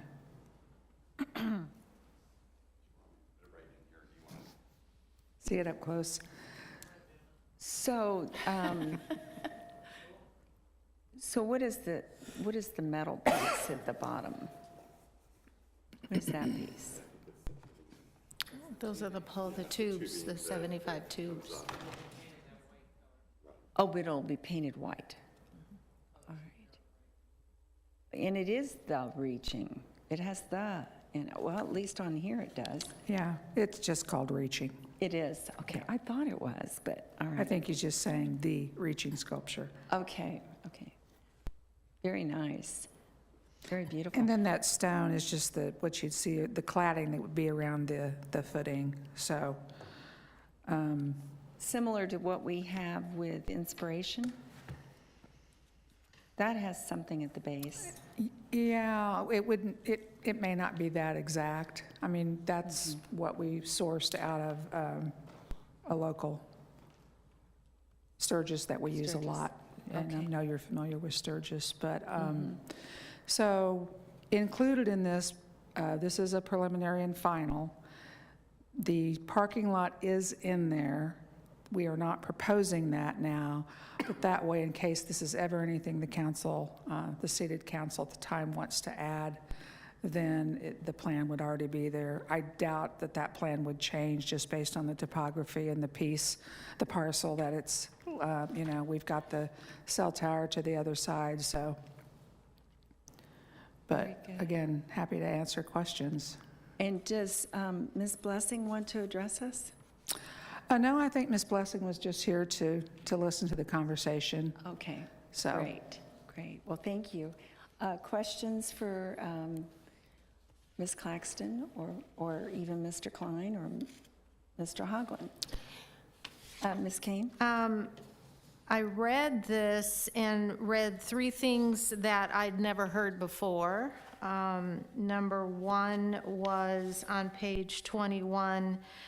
it talked about the ADA and the 3.5 width and all that kind of stuff, and it said that we're still waiting for the final design on that. So that was obviously something that is still evolving. We don't have the final plan on that, is what I'm reading here.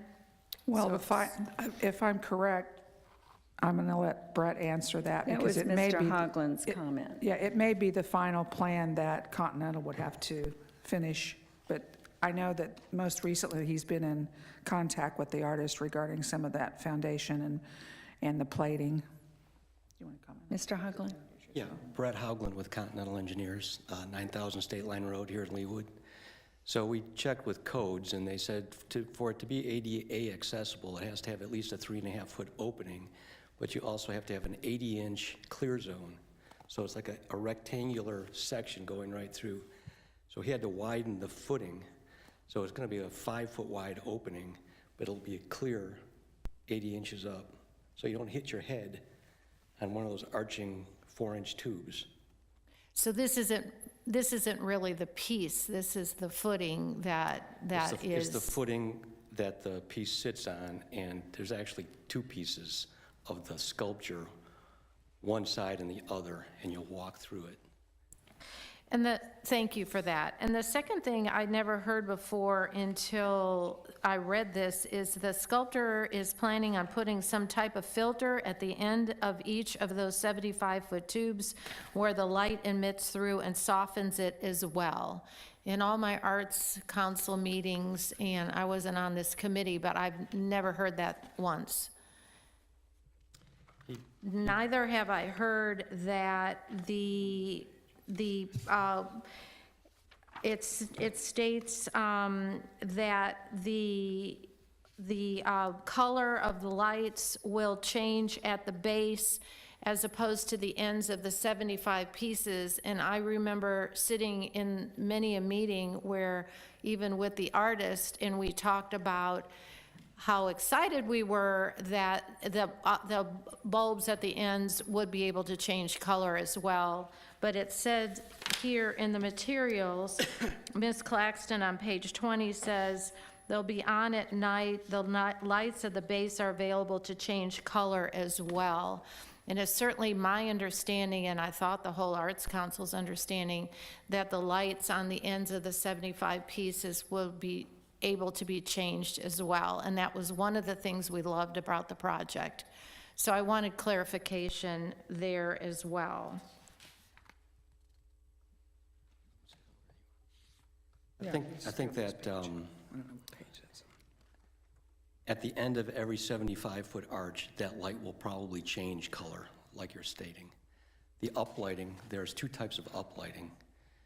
There's some recessed in the concrete in the floor that will go up, and then there's some perimeter lighting that will go up. I'm not aware that that's going to change color. He's not The uplighting. the uplighting from the ground, but at the end of each tube, I think he wants to make the light change color. Right, and we wanted him to make the light change Right. color. So then when the Chiefs are playing, it's red and, that kind of thing. So I wanted that clarification as well, and to make sure. And then I never heard anything about the sculptor putting filters on the ends, and what is that going to entail? And how's he going to be putting filters on the ends of all those 75 poles? I think he's still working on some of these details. In fact, I know he is, but in his detail, he has these acrylic pieces that fit at the end of each tube, and so that the light will shine through these acrylic pieces and soften it. How thick that's going to be, initially he had 6 or 7 layers of this, and then the light would be internal to the tube that would shine through it. He's kind of rethinking that whole detail, so I don't think that is finalized yet, to be honest with you. But I do believe he still has some acrylic buffer or, softening of the light is what he's thinking. So it sounds like there's certain things, I know this is delayed. We thought we'd have it by now. it's October. We thought it'd be here by now. And it sounds to me like there's some details even with the artists that haven't been reconciled yet. That's true. And I mean, I communicate with them today about some of these details. So just asking questions with the city, and as we put the details together on how it's going to be constructed, Right. certain things come to light. Right. And he understands some modifications. But I will say, this guy is a detailed artist. Continental's done a number of sculptures with the city. You know, we've been fortunate to be able to do that. And I would say this guy's as detailed as any sculptor we've worked with. He is actually going to bring it here, and I believe he's going to erect it himself. Yeah, that's what I heard. He's very conscious of all these details, and with all the lights and all the wiring, I mean, there's quite a bit of effort to go into it. So I think that's why it's taken a little bit longer.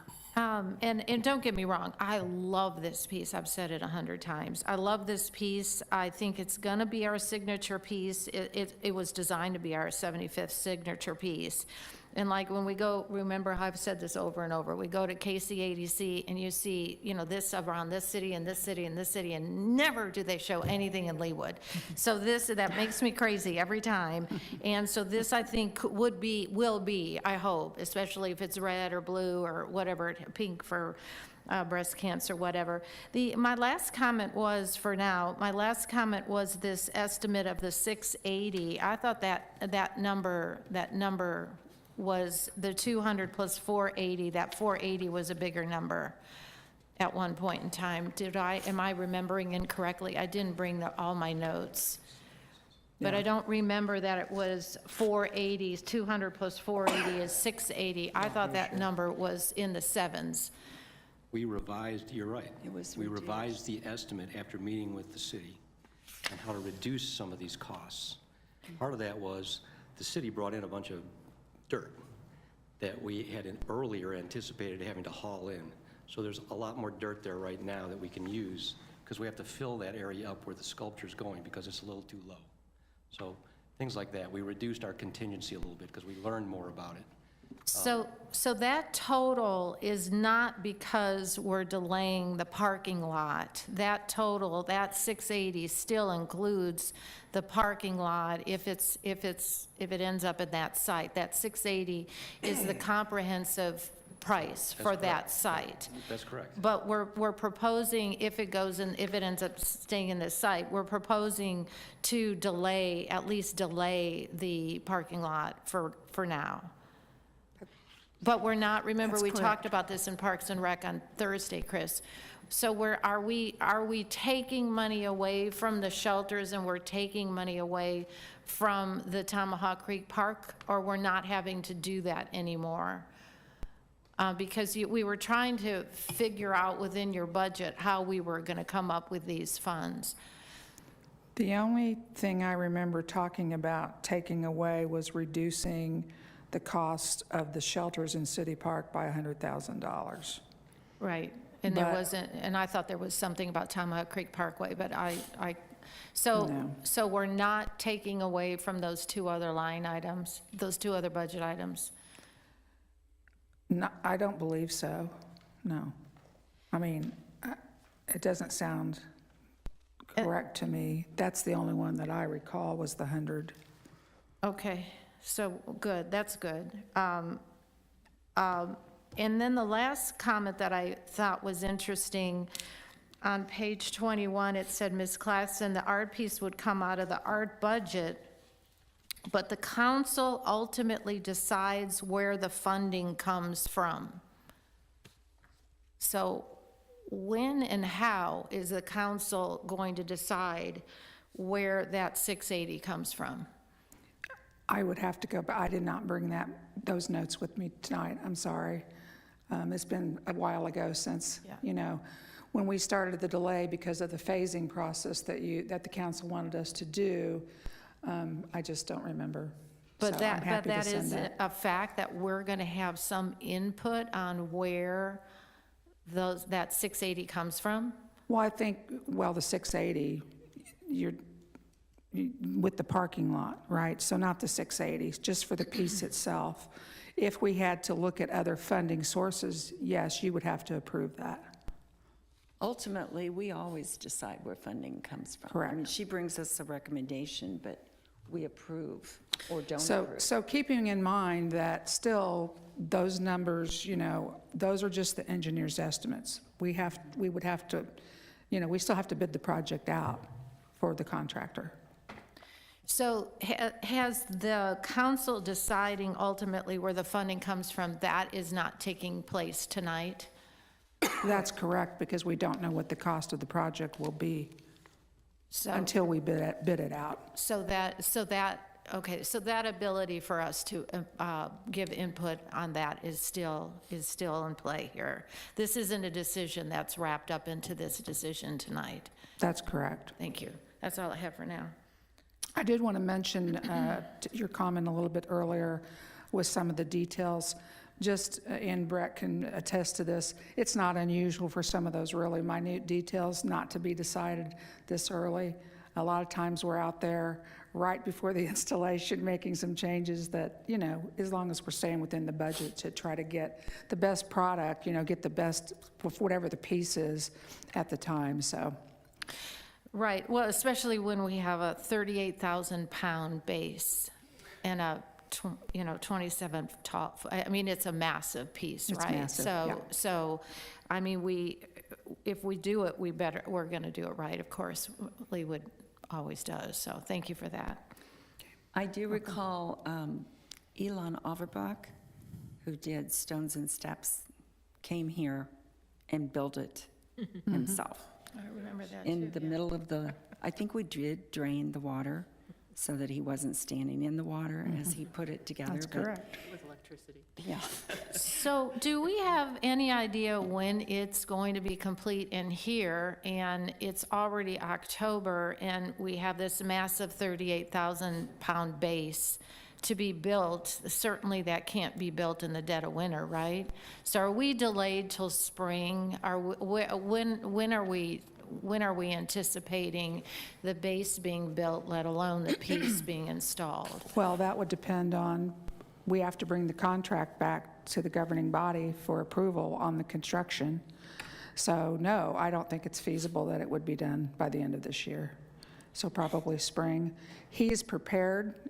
We had some correspondence with him a couple weeks ago, and he was prepared to deliver it, but that would then depend on where would we store it. So that hasn't been decided yet. We did change his agreement, originally supposed to be in September, and then when he had the supply chain delays, we amended that agreement to December, and my latest correspondence with him is that he is prepared to deliver it, but that wouldn't make a lot of sense if he's, my assumption would be he'd deliver it, but he'd also want to construct it at the same time, so, yeah. Right, so he's prepared to deliver it in December, but we won't have a We won't be- foundation. That's correct. Thank you. But when he brings it, he will be the one constructing. That is correct. So we definitely want it to all happen when he's here, not drop it off and come back. Yeah. Any other questions? Ms. Larson? I still have concerns about this location. The parking is estimated $140,000 expense, and that, to me, is a significant sum of money. I understand that this piece of art fits in the monumental category, and we have an awesome API committee who are far more knowledgeable than I am about art. And when I'm looking at the Leawood Arts Master Plan, we have some other locations that are suitable for a monumental art piece that have parking. And we could save this money by switching the location. City Park, South Pond, Tomahawk Park, Gezer Park, and Ironwoods Park are all locations identified on the Master Arts Plan that are suitable for a monumental art piece. I feel as though that this location is, with the highway, with the cell tower, and with the Johnson County wastewater plant, it's just for a significant signature art piece, this isn't the right location in my mind. And I would like for the API committee or the Arts Council in total to have the opportunity to weigh in and look at these other locations to see if this money can be saved. These installation costs, while they are estimates, you know, experience tells us they usually come in higher than what we think. I think we owe it to our citizens to save money wherever we can, and so I'm going to vote no on the zoning proposal. Ms. Harrison? Thank you. I'm not sure I've ever understood why we need parking near the piece, because we don't have parking near all of our art. Dancers does not have a parking lot. Pastoral Dreamer doesn't have a parking lot. So many of our pieces don't have parking lots near them. If you happen to have a parking lot, great. Otherwise, walk up to it, bike up to it. There's parking 150, 250 yards away for that by the soccer fields. So theoretically, people could drive there and walk a quarter of a mile to see it. So I think we could take the parking lot off the map altogether, unless we're building a parking lot to have community gardens or something else at this site in 5 years or in 3 years, but have it not necessarily about this site and this piece right now. Just a thought. Mr. Osmond? Thank you, Madam Mayor. All I'm going to say is this, is that we all know costs go up. And if we are going to do a parking lot, I don't want to see it done 5 years from now. I'd rather do it now. We all know that the Royals proposed a rolling roof through the Chiefs in the 70s for $2 million. And then 15 years ago, when they remodeled Kaufman and Arrowhead, I think it came in at 250 or 300 million. So we know that there's a problem in the Middle East. We know that petroleum and different prices are going to go up next year and the following year. We don't see prices go down ever in construction and labor materials. So my thing is, if you're going to do it, just bite the bullet and do it now. That's it. Thank you. Mr. Sipple, I see your hand up. I actually saw this by myself without anyone telling me. Thank you. I didn't know how to wave that hand to get your attention. I would like to sort of underwrite what Mary Larson has said in terms of, I'm not totally opposed to this location. I just think that the city could do better to look at a number of other ones and kind of evaluate the pros and cons of this one. This is going to be the biggest, most significant art piece we've put up, and it might be the one for years to come, decades to come. This could be the signature piece, and I want to really make sure we do a good job. I love the piece. I don't like the location.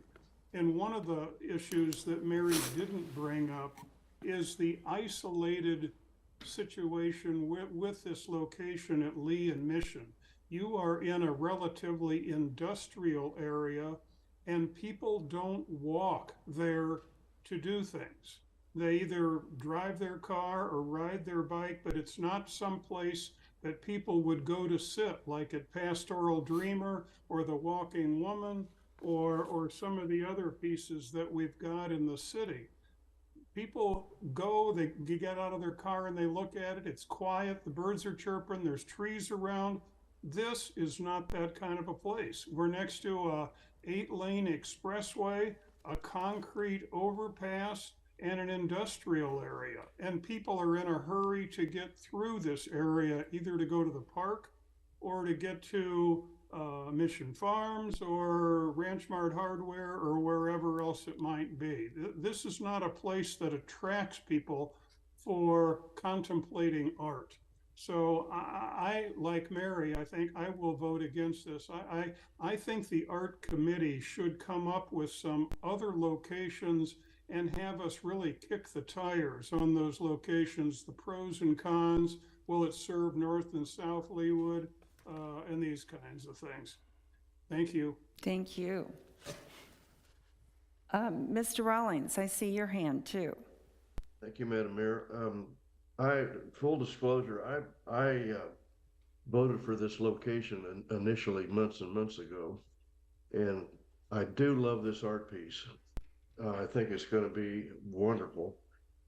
However, I want to bring up another point. I am not for this location for the reasons stated by Mary and Chuck, but also I go through Lee Boulevard and Mission Road constantly, probably at least once a day, 7 days a week, because I travel through Leawood Park and go south to do my shopping. And without fail, almost 70–80% of the time, there's a smell coming from the water treatment plant. And I understand that. I mean, but it's a fact of life. It stinks, and it is not a location. I think that a signature art piece, the 75-year art piece, should be located there with the noise. And again, people they're not going to stop by and look at it. So, but the main reason that they want to add is the smell. Besides the location, the noise. It's not a signature place where it's a place where it has a sense of place, and I'm going to be voting against that. But I would like to see the committee look at other locations and give us the opinion of a plus and minus of other locations to allow the council to make a better informed decision on the location of this art piece. Thank you. Mr. Hazeltine. I agree with Ms. Harrison on the whole parking lot thing. I just don't know that that's that important. And she gave examples how a lot of our other art pieces don't have that. I do like the fact that it's integrated with the trail system. But I actually cannot think of a better place for this piece and it becoming our signature piece. Because thousands and thousands of cars are driving by there every day. They go, oh, look at that. Where's that? And they'll go Google that when they get home. Oh, that's in Leawood. Oh, how cool. And then you'll see a promotional video for KC-ADC. I bet you see that on there, if it's there, because that's what's going to make it iconic. It's going to be right there on 435. I don't view that as a negative. I think it's going to make quite the splash, and people are going to look at that and, oh yeah, Leawood did that for their 75th anniversary, and I think if we stick with the site, we're going to be very happy about it years down the line, because it's just going to, it's so many people are going to see it on a daily basis, and that's. If it's tucked away somewhere inside of Leawood, that's not going to be the case. And so I hope this passes. And plus, we've already done a bunch of engineering here. We saved a bunch of money by bringing in that fill dirt, and the ball's kind of rolling on this side anyway. So thank you, Mayor. Yeah, I have to say, thinking of all the sites that Ms. Larson pointed out, they were all evaluated by me at least, and for various reasons we rejected them. We didn't want it tucked away in Ironwoods Park or City Park. We didn't want it at Gezer Park because it's going to be lit and the residents are right there. And somebody said, I think it was Mr. Rawlings, well, we don't have to light it. Well, that's the point of this, is to be lit, and it will never be as visible anywhere in Leawood as it would be at this location. Another one of our council goals was to beautify the entrance to City Park right there at Lee and Tomahawk Creek Parkway. And nothing would be so conducive to beautifying it, I think, than this piece of art. I think it's one of those pieces that once it's there and installed and you live with it, you will wonder why you ever questioned the location. That's my opinion. I think it's really beautiful. Of course, we all love the art. We've all said we love the art. Ms. Phila? I just feel like I'm having deja vu over again. We've gone over those positions, and there's a lot of traffic up and down Mission. I've never seen anybody stop on Tomahawk Parkway to try and look and sit underneath one of those, the parking. You're either coming in by the trail, nobody crosses the road to go to an art piece, and they don't. I think we made the right decision. I think we need to proceed with that.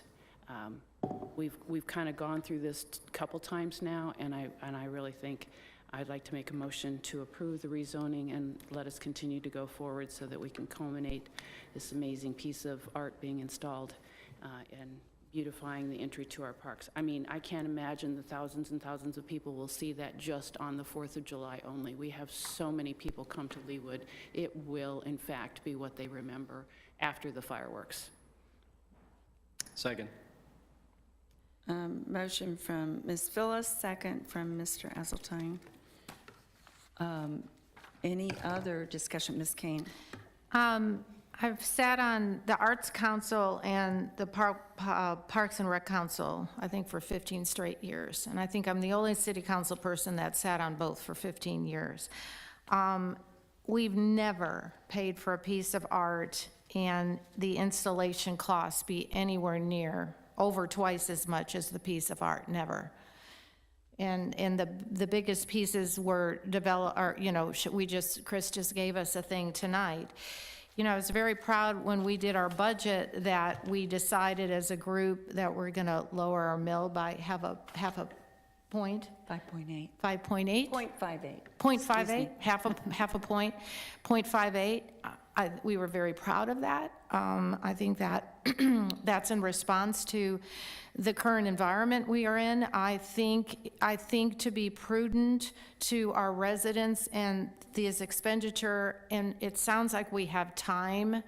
I personally think that we at least need to take the time and do the due diligence and decide, is this now that we know that the installation cost is what it is in that site because of the piering, and I understand it's gonna have to be piered everywhere, but not necessarily as deep, and I've heard all the conversations.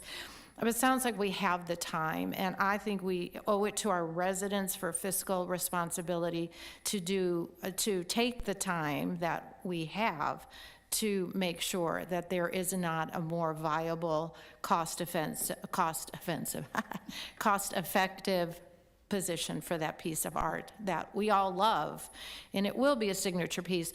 Prairie Fire makes that KC-80C thing every single year, and that is not in any kind of, huge visible location.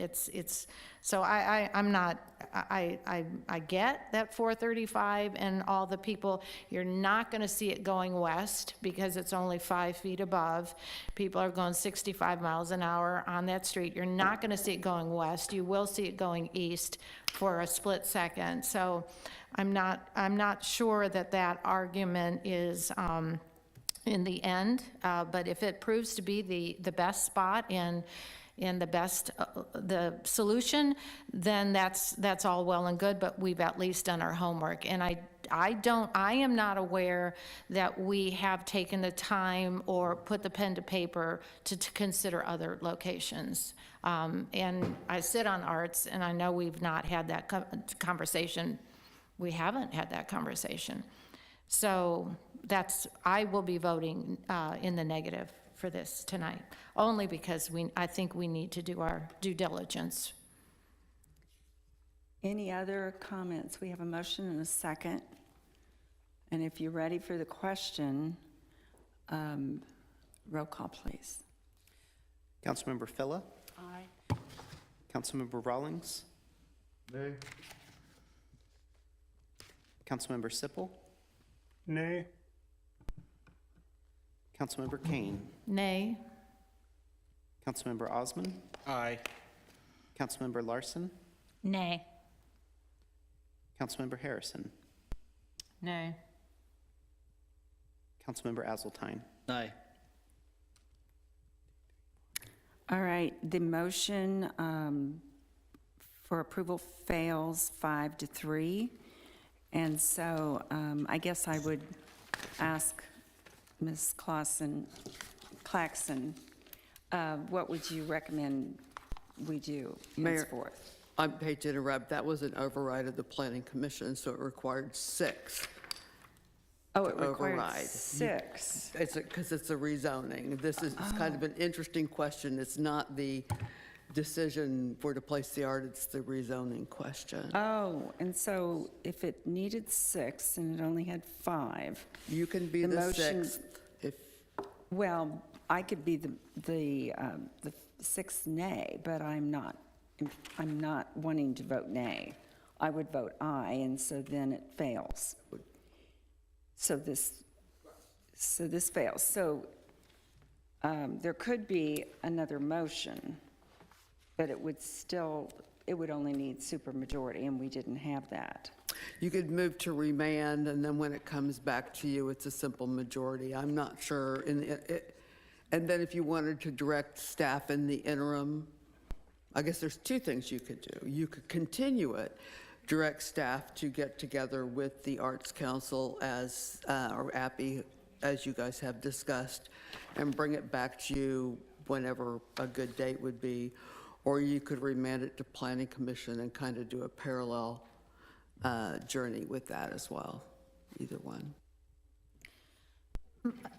Might I say, again, I sat in most of the meetings about this. The Arts Council, first of all, the Arts Council was giving 2 choices for this 75 piece. They were given 2 locations, so this did not come from the Arts Council to begin with. Number 2, they did their job beautifully in bringing this piece. API followed every rule, crossed every T, dotted every I. They did their job. They have nothing to do with the installation costs. They don't know. They have asked, I sat there and listening to them asking what's going to be the installation cost for well over a year. So I guess I understand, their input about location, but there's equally, the hard part is what's it going to cost to install. And they have no way of coming up with that. So it can't just go back to API or Arts. It's going to they will have to rely upon staff to come up with, and Brett, Continental or whoever it is, to come up with an installation cost someplace else. They're not possible for the Arts Council, never was. That was not in there. But if the installation final costs are dependent upon the base, and we didn't approve this, doesn't everything stop at this point? So how are you ever going to have the exact costs? Well, since we're not approving to go forward with anything. Well, So there are, to your point, yes, it would stop at this point. The other piece is that a lot of the things that have been done will have to be done. I can't say that there would not be a savings. I don't know that. The geotechnical would have to be done. All the other everything that went along with this location would have to be redone at a new location. That I can say. that makes sense. And then, again, just with the contract, my assumption, I believe upon delivery, which when he's complete with it, he'll want his payment as well. So I did not look at that before I came tonight. I think we've made 2 payments, but I would have to check that to be sure. Could have been 2 or 3. I think there were 4 and I think altogether. it's been 3. Yeah. If I might, Ms. Phillip? the next, we don't have a work session, the next council meeting, do we? We do. On With the what? developers on the MXD, what we had tonight. I thought that was in November, and okay. That is It's November. 6th, okay. I thought we had one weekend in there where we did not. It just seems, I know what I was thinking is we have a 5th Monday, the 30th, that we don't normally meet. I would just, what I'm guessing is why don't we just have a work session on this? We'll go through all the pros and cons, because even if we send it to Appy and we all get in a room and figure out the pros and cons of all these different locations that somebody thinks we haven't looked at, and we do it collectively, because otherwise we'll be back here at the dais second guessing it again.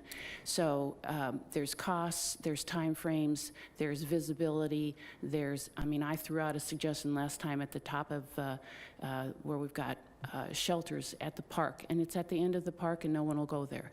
So we need to go through the pros and cons and do it collectively if we're going to get a happy ending out of this. I'm just disappointed that we keep going over this question.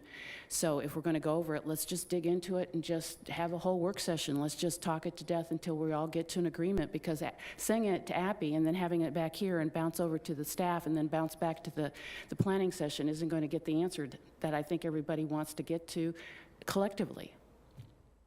I'm thinking, didn't we schedule an off Monday meeting? We did in November, November the 13th. November 13th. Is a special work session. Oh, yeah, that's about benefits. That's right. Mr. Hazeltine? I don't know why I didn't think of this before, Patty, but is there anything in the contract with the artist that sets a timeline regarding delivery? I too haven't looked at it, but I'm sure there is, and I believe, as Chris indicated, there's a payment due on delivery, yeah. Right. And so when we get delivery, two things are going to have to happen. One, we're going to have a place to install it. Secondly, we got to pay him. So we might want to think about that. And is he given an estimate for when he might be finished with the piece? Can't be finished till he puts it together. No, I mean finished with the pieces. He's finished with the pieces in December, Oh, okay. so. I think the additional costs you're looking at, and some may be a lot and some may not be so much. One would be, if we are not ready, is storage. And Store it, he'd probably yeah. have to store it, and there would be a cost associated with that. The other is getting Brett or another engineer to estimate the costs on whatever sites the council wants in the running for piering or base. I don't remember all of the specifics, or parking lots or trails or whatever it would be on each of the sites if we're really going to do it. There will be additional cost as we look for that. So that would be something, if that is where the council wants to go, we probably should continue it with the direction to pursue those options. Ms. Phila just pulled out her calendar, and this might be a date we already looked at, but she said October is a 5-Monday month, and I have no idea what October 30th. It's 30th, it's a Monday. October 30th looks on my calendar, but Yeah, we could, we'd have to poll the council and see if we could get We're right here. folks here. We could poll ourselves. Well, I mean, I don't even have my calendar in front of me, so we'd have to look at them. But Can I just ask a technical question of our engineer? How much variance from one site to the next do you think there is? Because I'm looking at, it's one hell of a base that's got to be put, and it seems to me that there's 90% fixed cost as to what the base is going to cost, no matter where we put it. I mean, we worked, I think staff worked really hard to get the infill for the land so that we didn't have to pay for soil. If we put it somewhere else, are we going to have to dig a space, or? If you go to another site, you have to get a geotechnical engineer to do some borings to find out what's down below. At this location, we've got 4 24-inch piers that are going to go down to rock. So this structure bears on rock, which is about 16 foot down. Another location may not be as bad. We may not have to do that. But we won't know. We'd have to resurvey another area and get geotechnical information to determine what the footing would be. So this footing's, it's substantial because we have to go through, we're in the floodplain, We want to get to rock, and there's a lot of organics in that soil, so we want to get past all that. We don't know what the other site is at this point, And that site cost you did for this particular site that you've evaluated was what cost? The geotech? $345,000. Pardon? $345,000 for the site work for this location, without the parking. So again, the fiduciary thing to me is being lost in this conversation about changing tactics and going through where everyone thinks that where is this ideal position we've found that was midway. It wasn't out in South Leawood. It wasn't in North Leawood. There's no space. There wasn't any room to put it by City Hall without it not being in a residential. I personally have never experienced the smell that Jim's talking about on a daily basis when I've gone by. I've never noticed that. And I've never heard citizens complaining on 4th of July that it's an issue. I just think that last time we went through this, we went through a conversation, all the various places we thought about it, and we already have art throughout the Tomahawk Parkway, but not every, I don't know. We looked at a midway place in the city, and that seemed to be it. We're 80% to the goal line, and I'm just frustrated that we're going to spend more money to go in circles to find out that this was really a good location.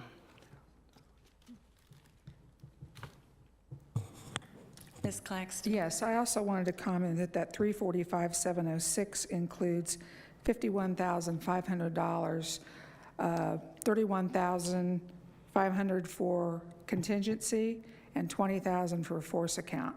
So when the bid would come in, depending on that number, we would drop one of those. We would always have a force account for unforeseen, but we wouldn't have both.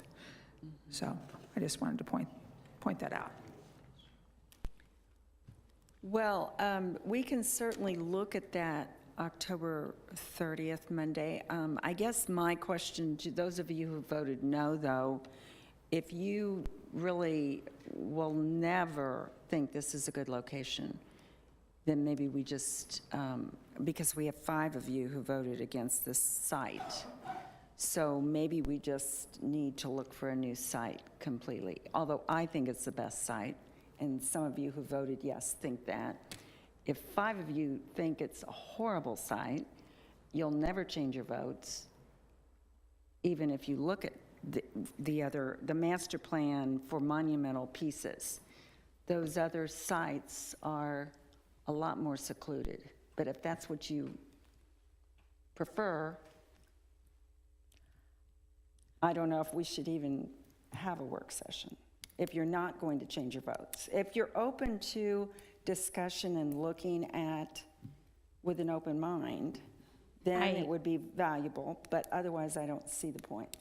I would love for our experienced art experts on the API committee to look at these other sites and tell us what they think.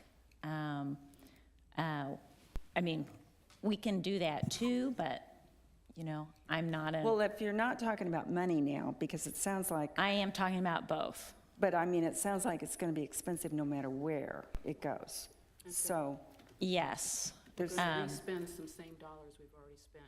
But do we need... I mean, we don't need to keep litigating the issue. We voted... We voted last time. And I've continued to vote no. I haven't Right. changed my vote. I know, and so if you And won't so change your vote, I then really maybe do we not- shouldn't even... I really do not like this location. Yeah, I understand And if we that. had a viable alternative, I would like for that to be considered. And the parking lot expense is an issue for me, that $140,000 is a lot of money. And if we don't need to spend that, then I think that's the way we ought to go. We're not spending it.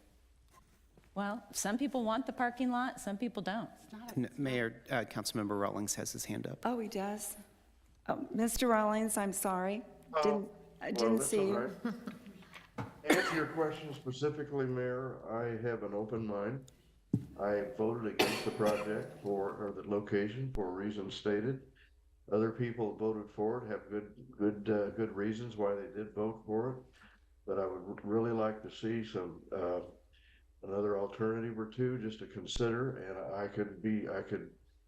I will tell you that I will not vote no matter what the presentation is. I will keep an open mind. Okay, And to clarify something you said that I think I said, is that I said, well, we just won't light up the project. I didn't say that. I said maybe you were concerned or someone was concerned about the lighting at night for the residents. I said, well, that lighting will not be on all night long. I did not say we just won't turn on the lights. So I want to make that clear for the record. okay, thank you. That's when we were talking about Edgewood. So thank you for that clarification. Edgewood? Oh, well, I think that's a viable location. Ought to be considered. So, anyway, it's. Well, if we have Anyway, one I person, can which answer we your do question now, that will specifically. keep an open mind, maybe it would be worth our time to have a work session. I'll keep an open mind. All an right, well, open that's two others that'll keep an open mind. Ms. Strasman? Then I'm not going to say anything. Thank you. All right, so then I guess we need Mr. Powell for you to poll us tomorrow and find out if indeed we can come up with a date. Oh, Ms. Stoddard, I would like to say something. sure. You know, at the beginning, I was vehemently opposed to this site for a number of different reasons. We've had a year and a half to look at this site, and we might as well just name it the 100th anniversary, because you have to look at it from a standpoint of, with all due respect, we are just individuals trying to analyze certain things. From an art standpoint and location, really the main emphasis is this is not like any other art piece. Other art pieces are very small, simple. You could put them up in most any location. This is almost like physically building a building. And if you want to look at the daycare that we looked about earlier tonight, and we asked them, all right, what's the best location? Have you thought about other locations? Well, you physically can't just put it at another spot. You have to do, as you were saying, the geotechnical. You then have to do the engineering. You have to do the site plan layout. And this project is massive. You know, certain things, you have a building, and then you have the infrastructure around it that has to support that building. So I don't think that Appy, nor are we capable of determining what the costs are, because those are actual construction costs. And by saying, okay, we want it at a different location on Tomahawk Creek Parkway, I remember the first time I got on council, we had a fabulous art piece that lit up. They wanted to put it in the middle of the lake, and then figured out, oh crap, water and electricity does not work good together. So, you know, it's just a learning curve that we don't think about, but the artist and you know, staff really think about it. I'm open to a work session, but I think we had a year and a half to kind of evaluate this. And I truly, every time I drive down the street in different areas, you know, this is a focal point. This is something that we want. I want to say on Sunday Night Football, just like the Kauffman Center or something like that, as kind of like a 2-second blip for Kansas City. And if you're having that in Gezer Park or other places like that, it's just not going to fit in with the city. And telling your constituents that you spent $600,000 on something that no one ever goes to, it's not in a heavily trafficked area, in my opinion, is just not the best thing. So I hope that everyone keeps an open mind for a work session. Mayor? Ms. Fella? And I would just mention that the only art piece we have in North Leawood is at Brook Beatty Park. And to move a 75th anniversary sculpture further south, where people will not be going for a majority of the city, is not what I think was intended for us to be mid-center. I just think that was a factor that really I was very delighted about, was that it was pretty close to the middle of the city for our citizenry, and it's at the city park where we already have invested so much infrastructure and have so many people going to. Ms. Stoddard, you had your hand up a while ago.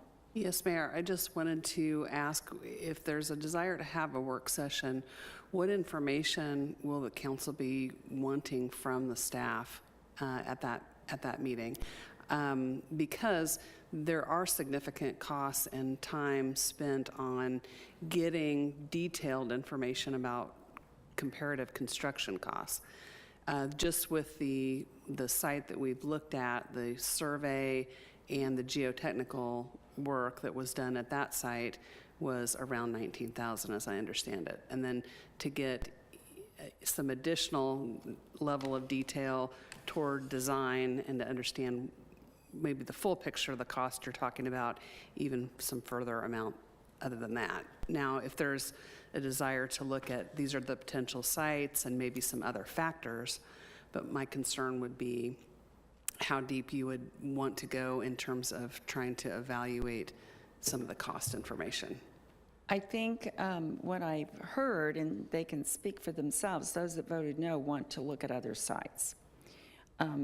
I realize we're not going to have the price tag, and wherever this goes, it's going to be expensive. It's a walk-through piece, so you're going to have that ADA pathway through it.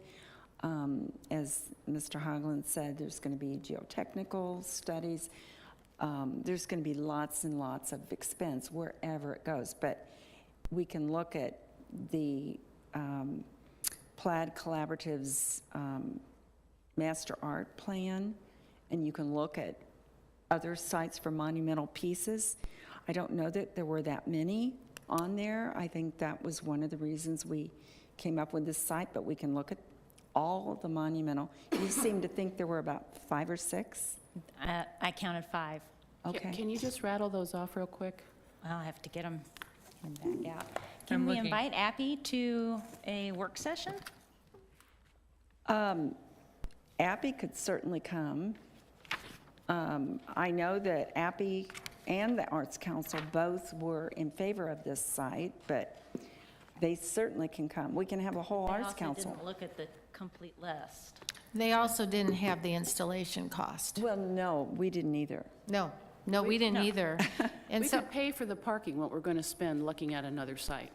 I think that's true, but I don't think it's a fair statement, with all due respect, Mr. Osmond, because there's been several of us voicing concern for a long time about the installation cost of this, and it just hasn't gone further, and now we're bumping up against the calendar. So I don't think that's a fair statement for those of us that have been voicing the same concern for a long time. And we waited and waited and waited to have an installation cost. We haven't had them until halfway recently. And then we had found out that, like you said, there was organics in the soil, and then we had to have, more geo stuff done. So that's all relatively recent stuff. This is in Appy and Arts and neither did we have any way of knowing what those costs were going to be. That's not our lane. That's Continental's lane. So that's we have talked about this for an hour and a half, or a year and a half rather, but we've not known this information until halfway recently. Ms. Harrison? Thank you. I, as many of you know, I was on the committee that chose this piece and this site, and I very much wanted to get another art piece north in the north part of the city, and that is why I strongly advocated for this site.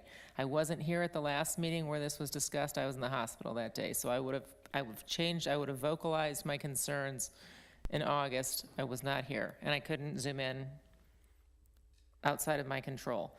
So I wish that I had more strongly discussed my concerns, but it has come down to the money, and this spot being a money pit, so to speak, in terms of its less desirability. I've also sat there on a bike for a half hour at a time to analyze the spot. I ride my bike through that area a lot, and there aren't many pedestrians or dog walkers, and that's a comment that was made that I feel it is lacking.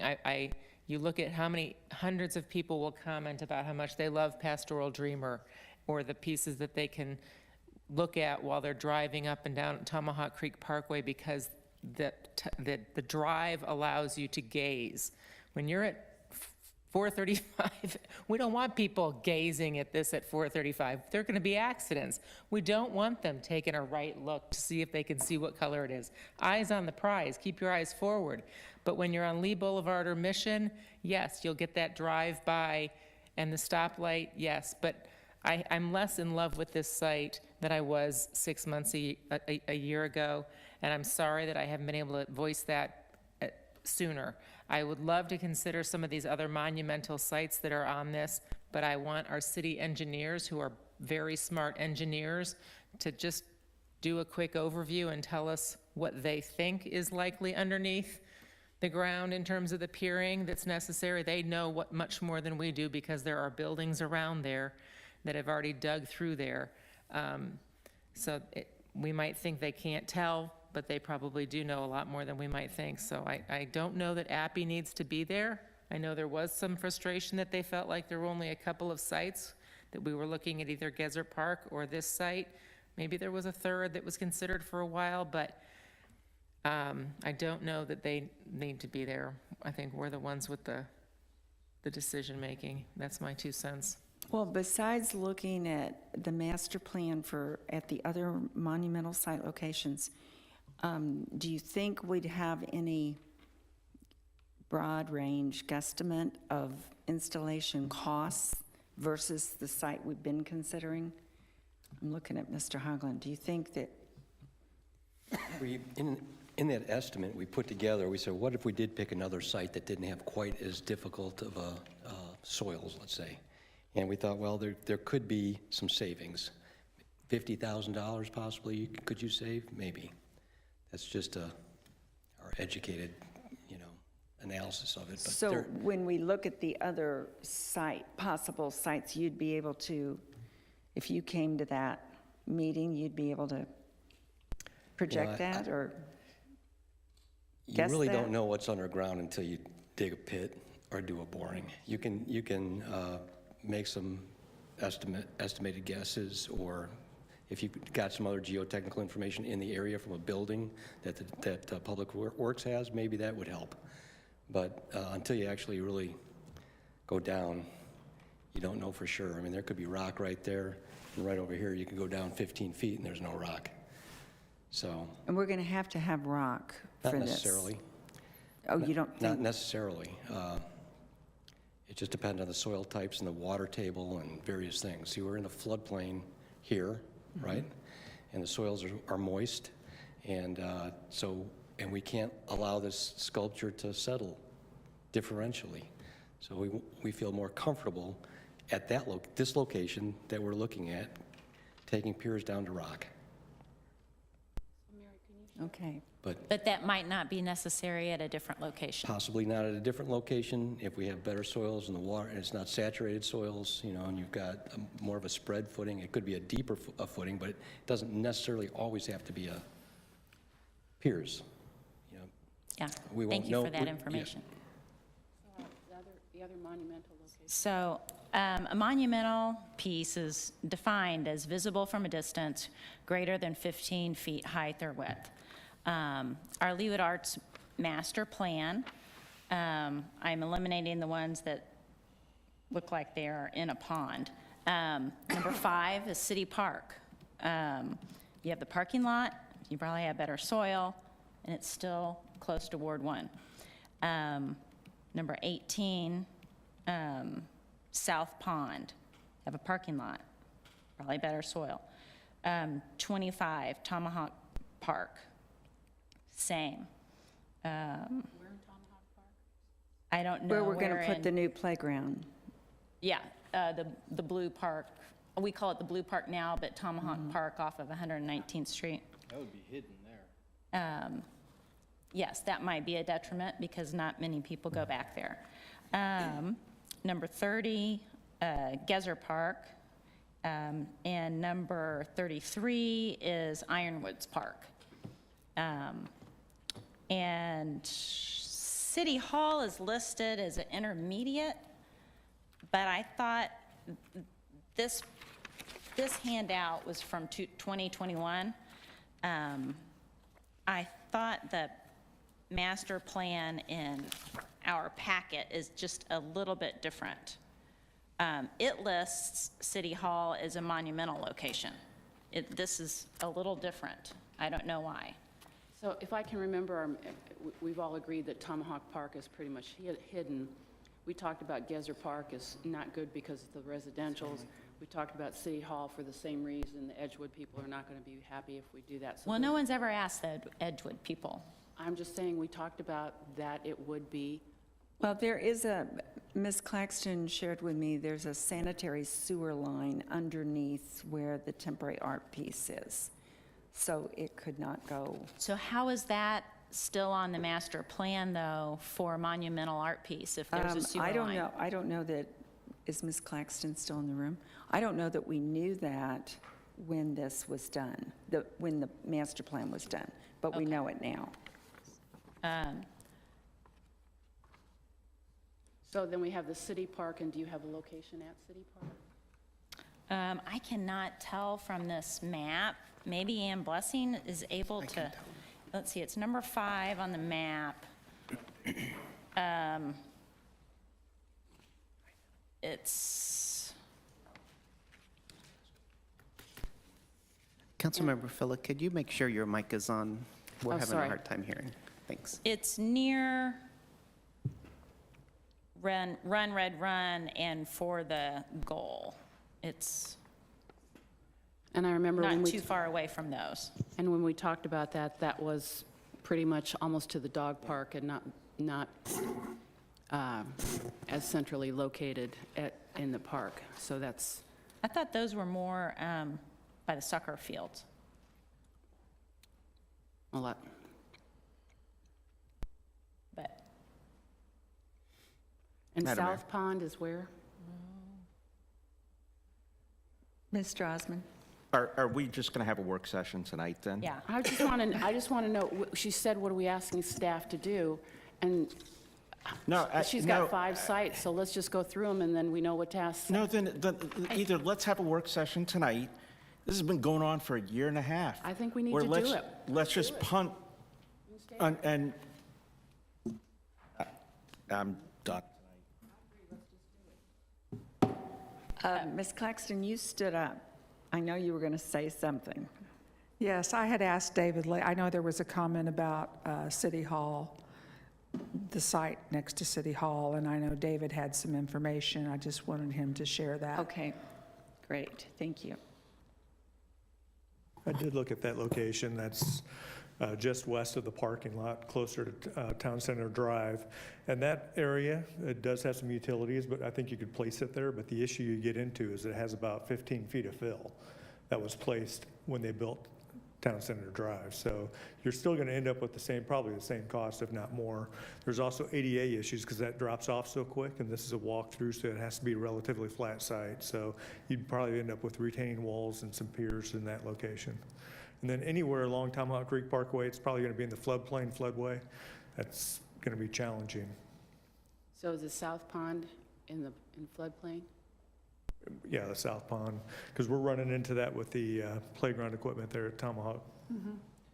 Okay. So some of you may recall, we looked at the site north of so the South Pond, there's that north piece, there's a little flat piece there, and we did not select that site because of the floodplain.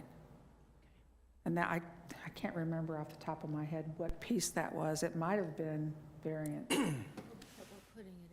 But we abandoned that site because it was in the floodplain. That's when we went to the median. So just to summarize, City Hall had the issue of Edgewood, the fill, and the ADA, because of the drop-off, doesn't make it good topographically, or any cost savings because of the fill. Yeah, that's my opinion without getting a geotech involved, just looking at from the plans that we have for construction. So Ms. Harrison? David, is there any, we own 2 little plots of land, if I understand correctly, east of Row, over by the waterway, also by where the new fire station number 4 is going to go. Can you envision any places on any of the corners of those lots so that the buildings that people are dreaming of could still go there, where we could consider some spots that might not even be listed on this list? I think that would be challenging until we know where the fire station 4 is going to go and the size of fire station 4, and if we're going to do a training center along with that, because that'll really impact that site. But across the street at Town Center and Row, the northeast corner, that's all filled too. So that was filled in when they were doing the Sprint, original construction of Sprint. So they brought a lot of material and filled that in. So I think in that area, we kind of had the same issues with soils, that you're going to have a deep foundation. I think we're finding that our choices are extremely limited for a piece of this size.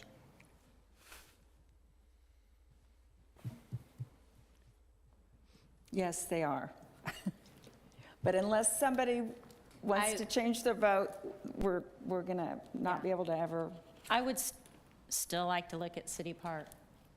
So That's just my personal, City Park would be inside. right, which would provide park. security for the piece, which would give me some comfort. I'm a little bit concerned about the, So we did have that, we did talk about that last time, and I was ready to go up there at the top of those shelters at the end of the park, and then the impact on the soccer fields.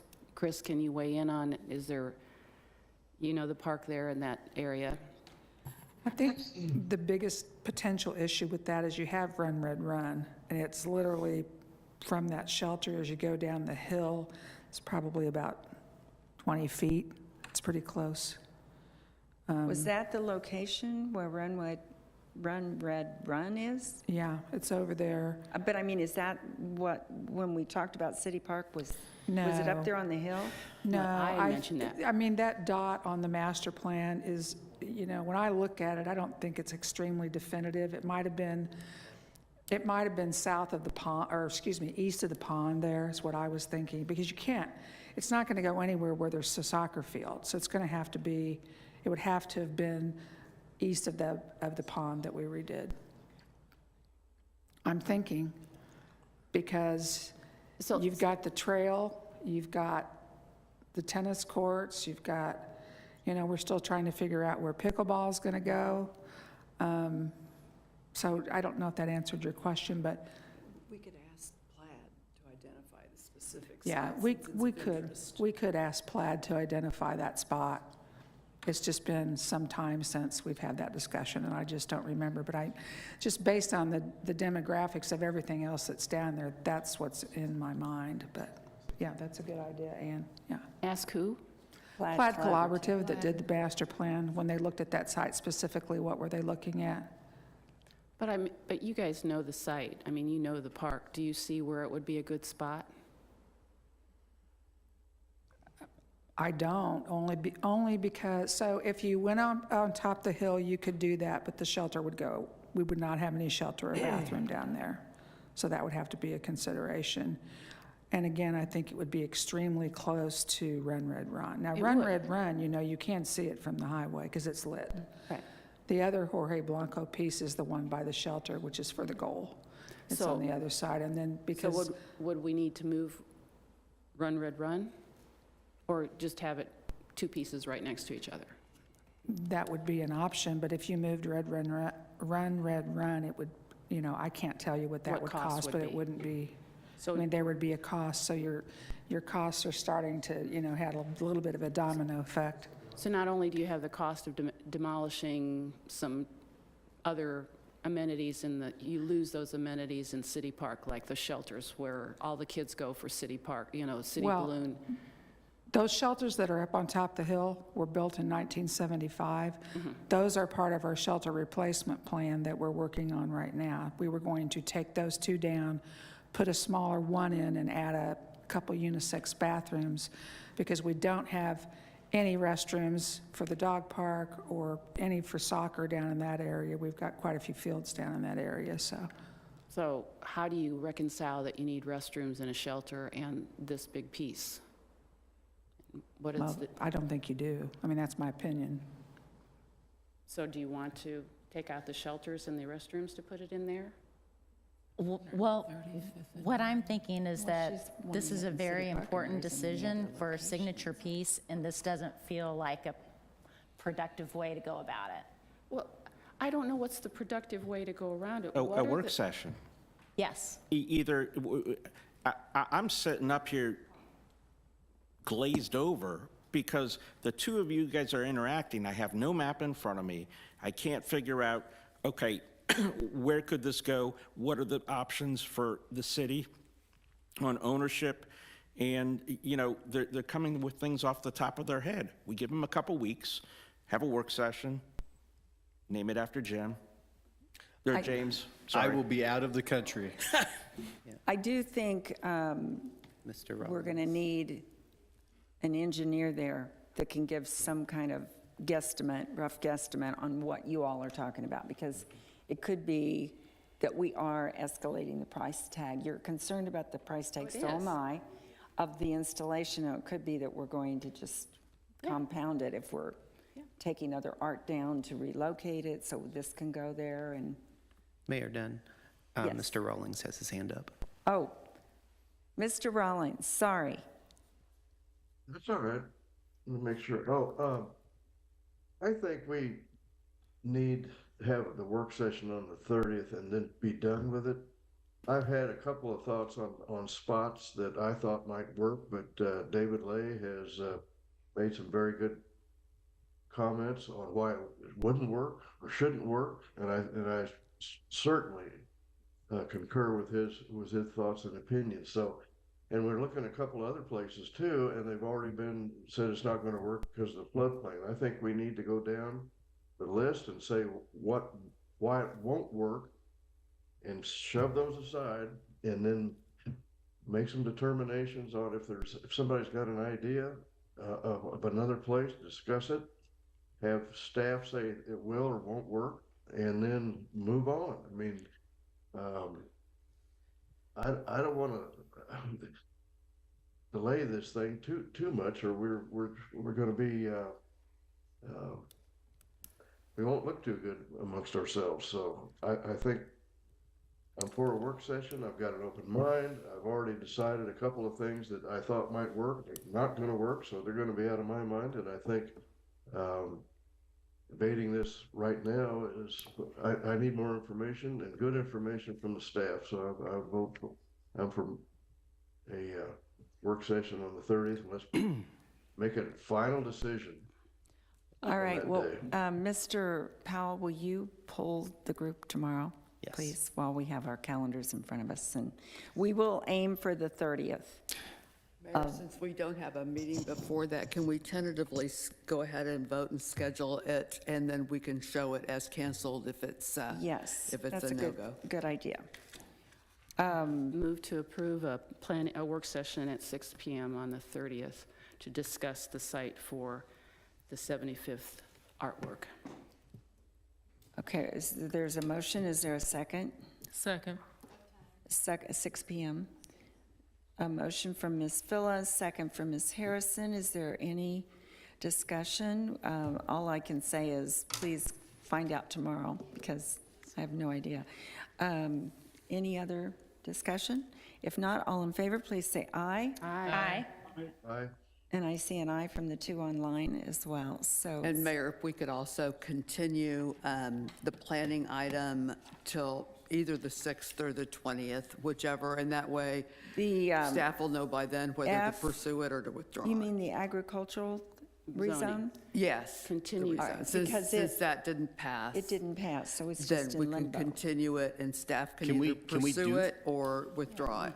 Can we do that since it's already been voted down?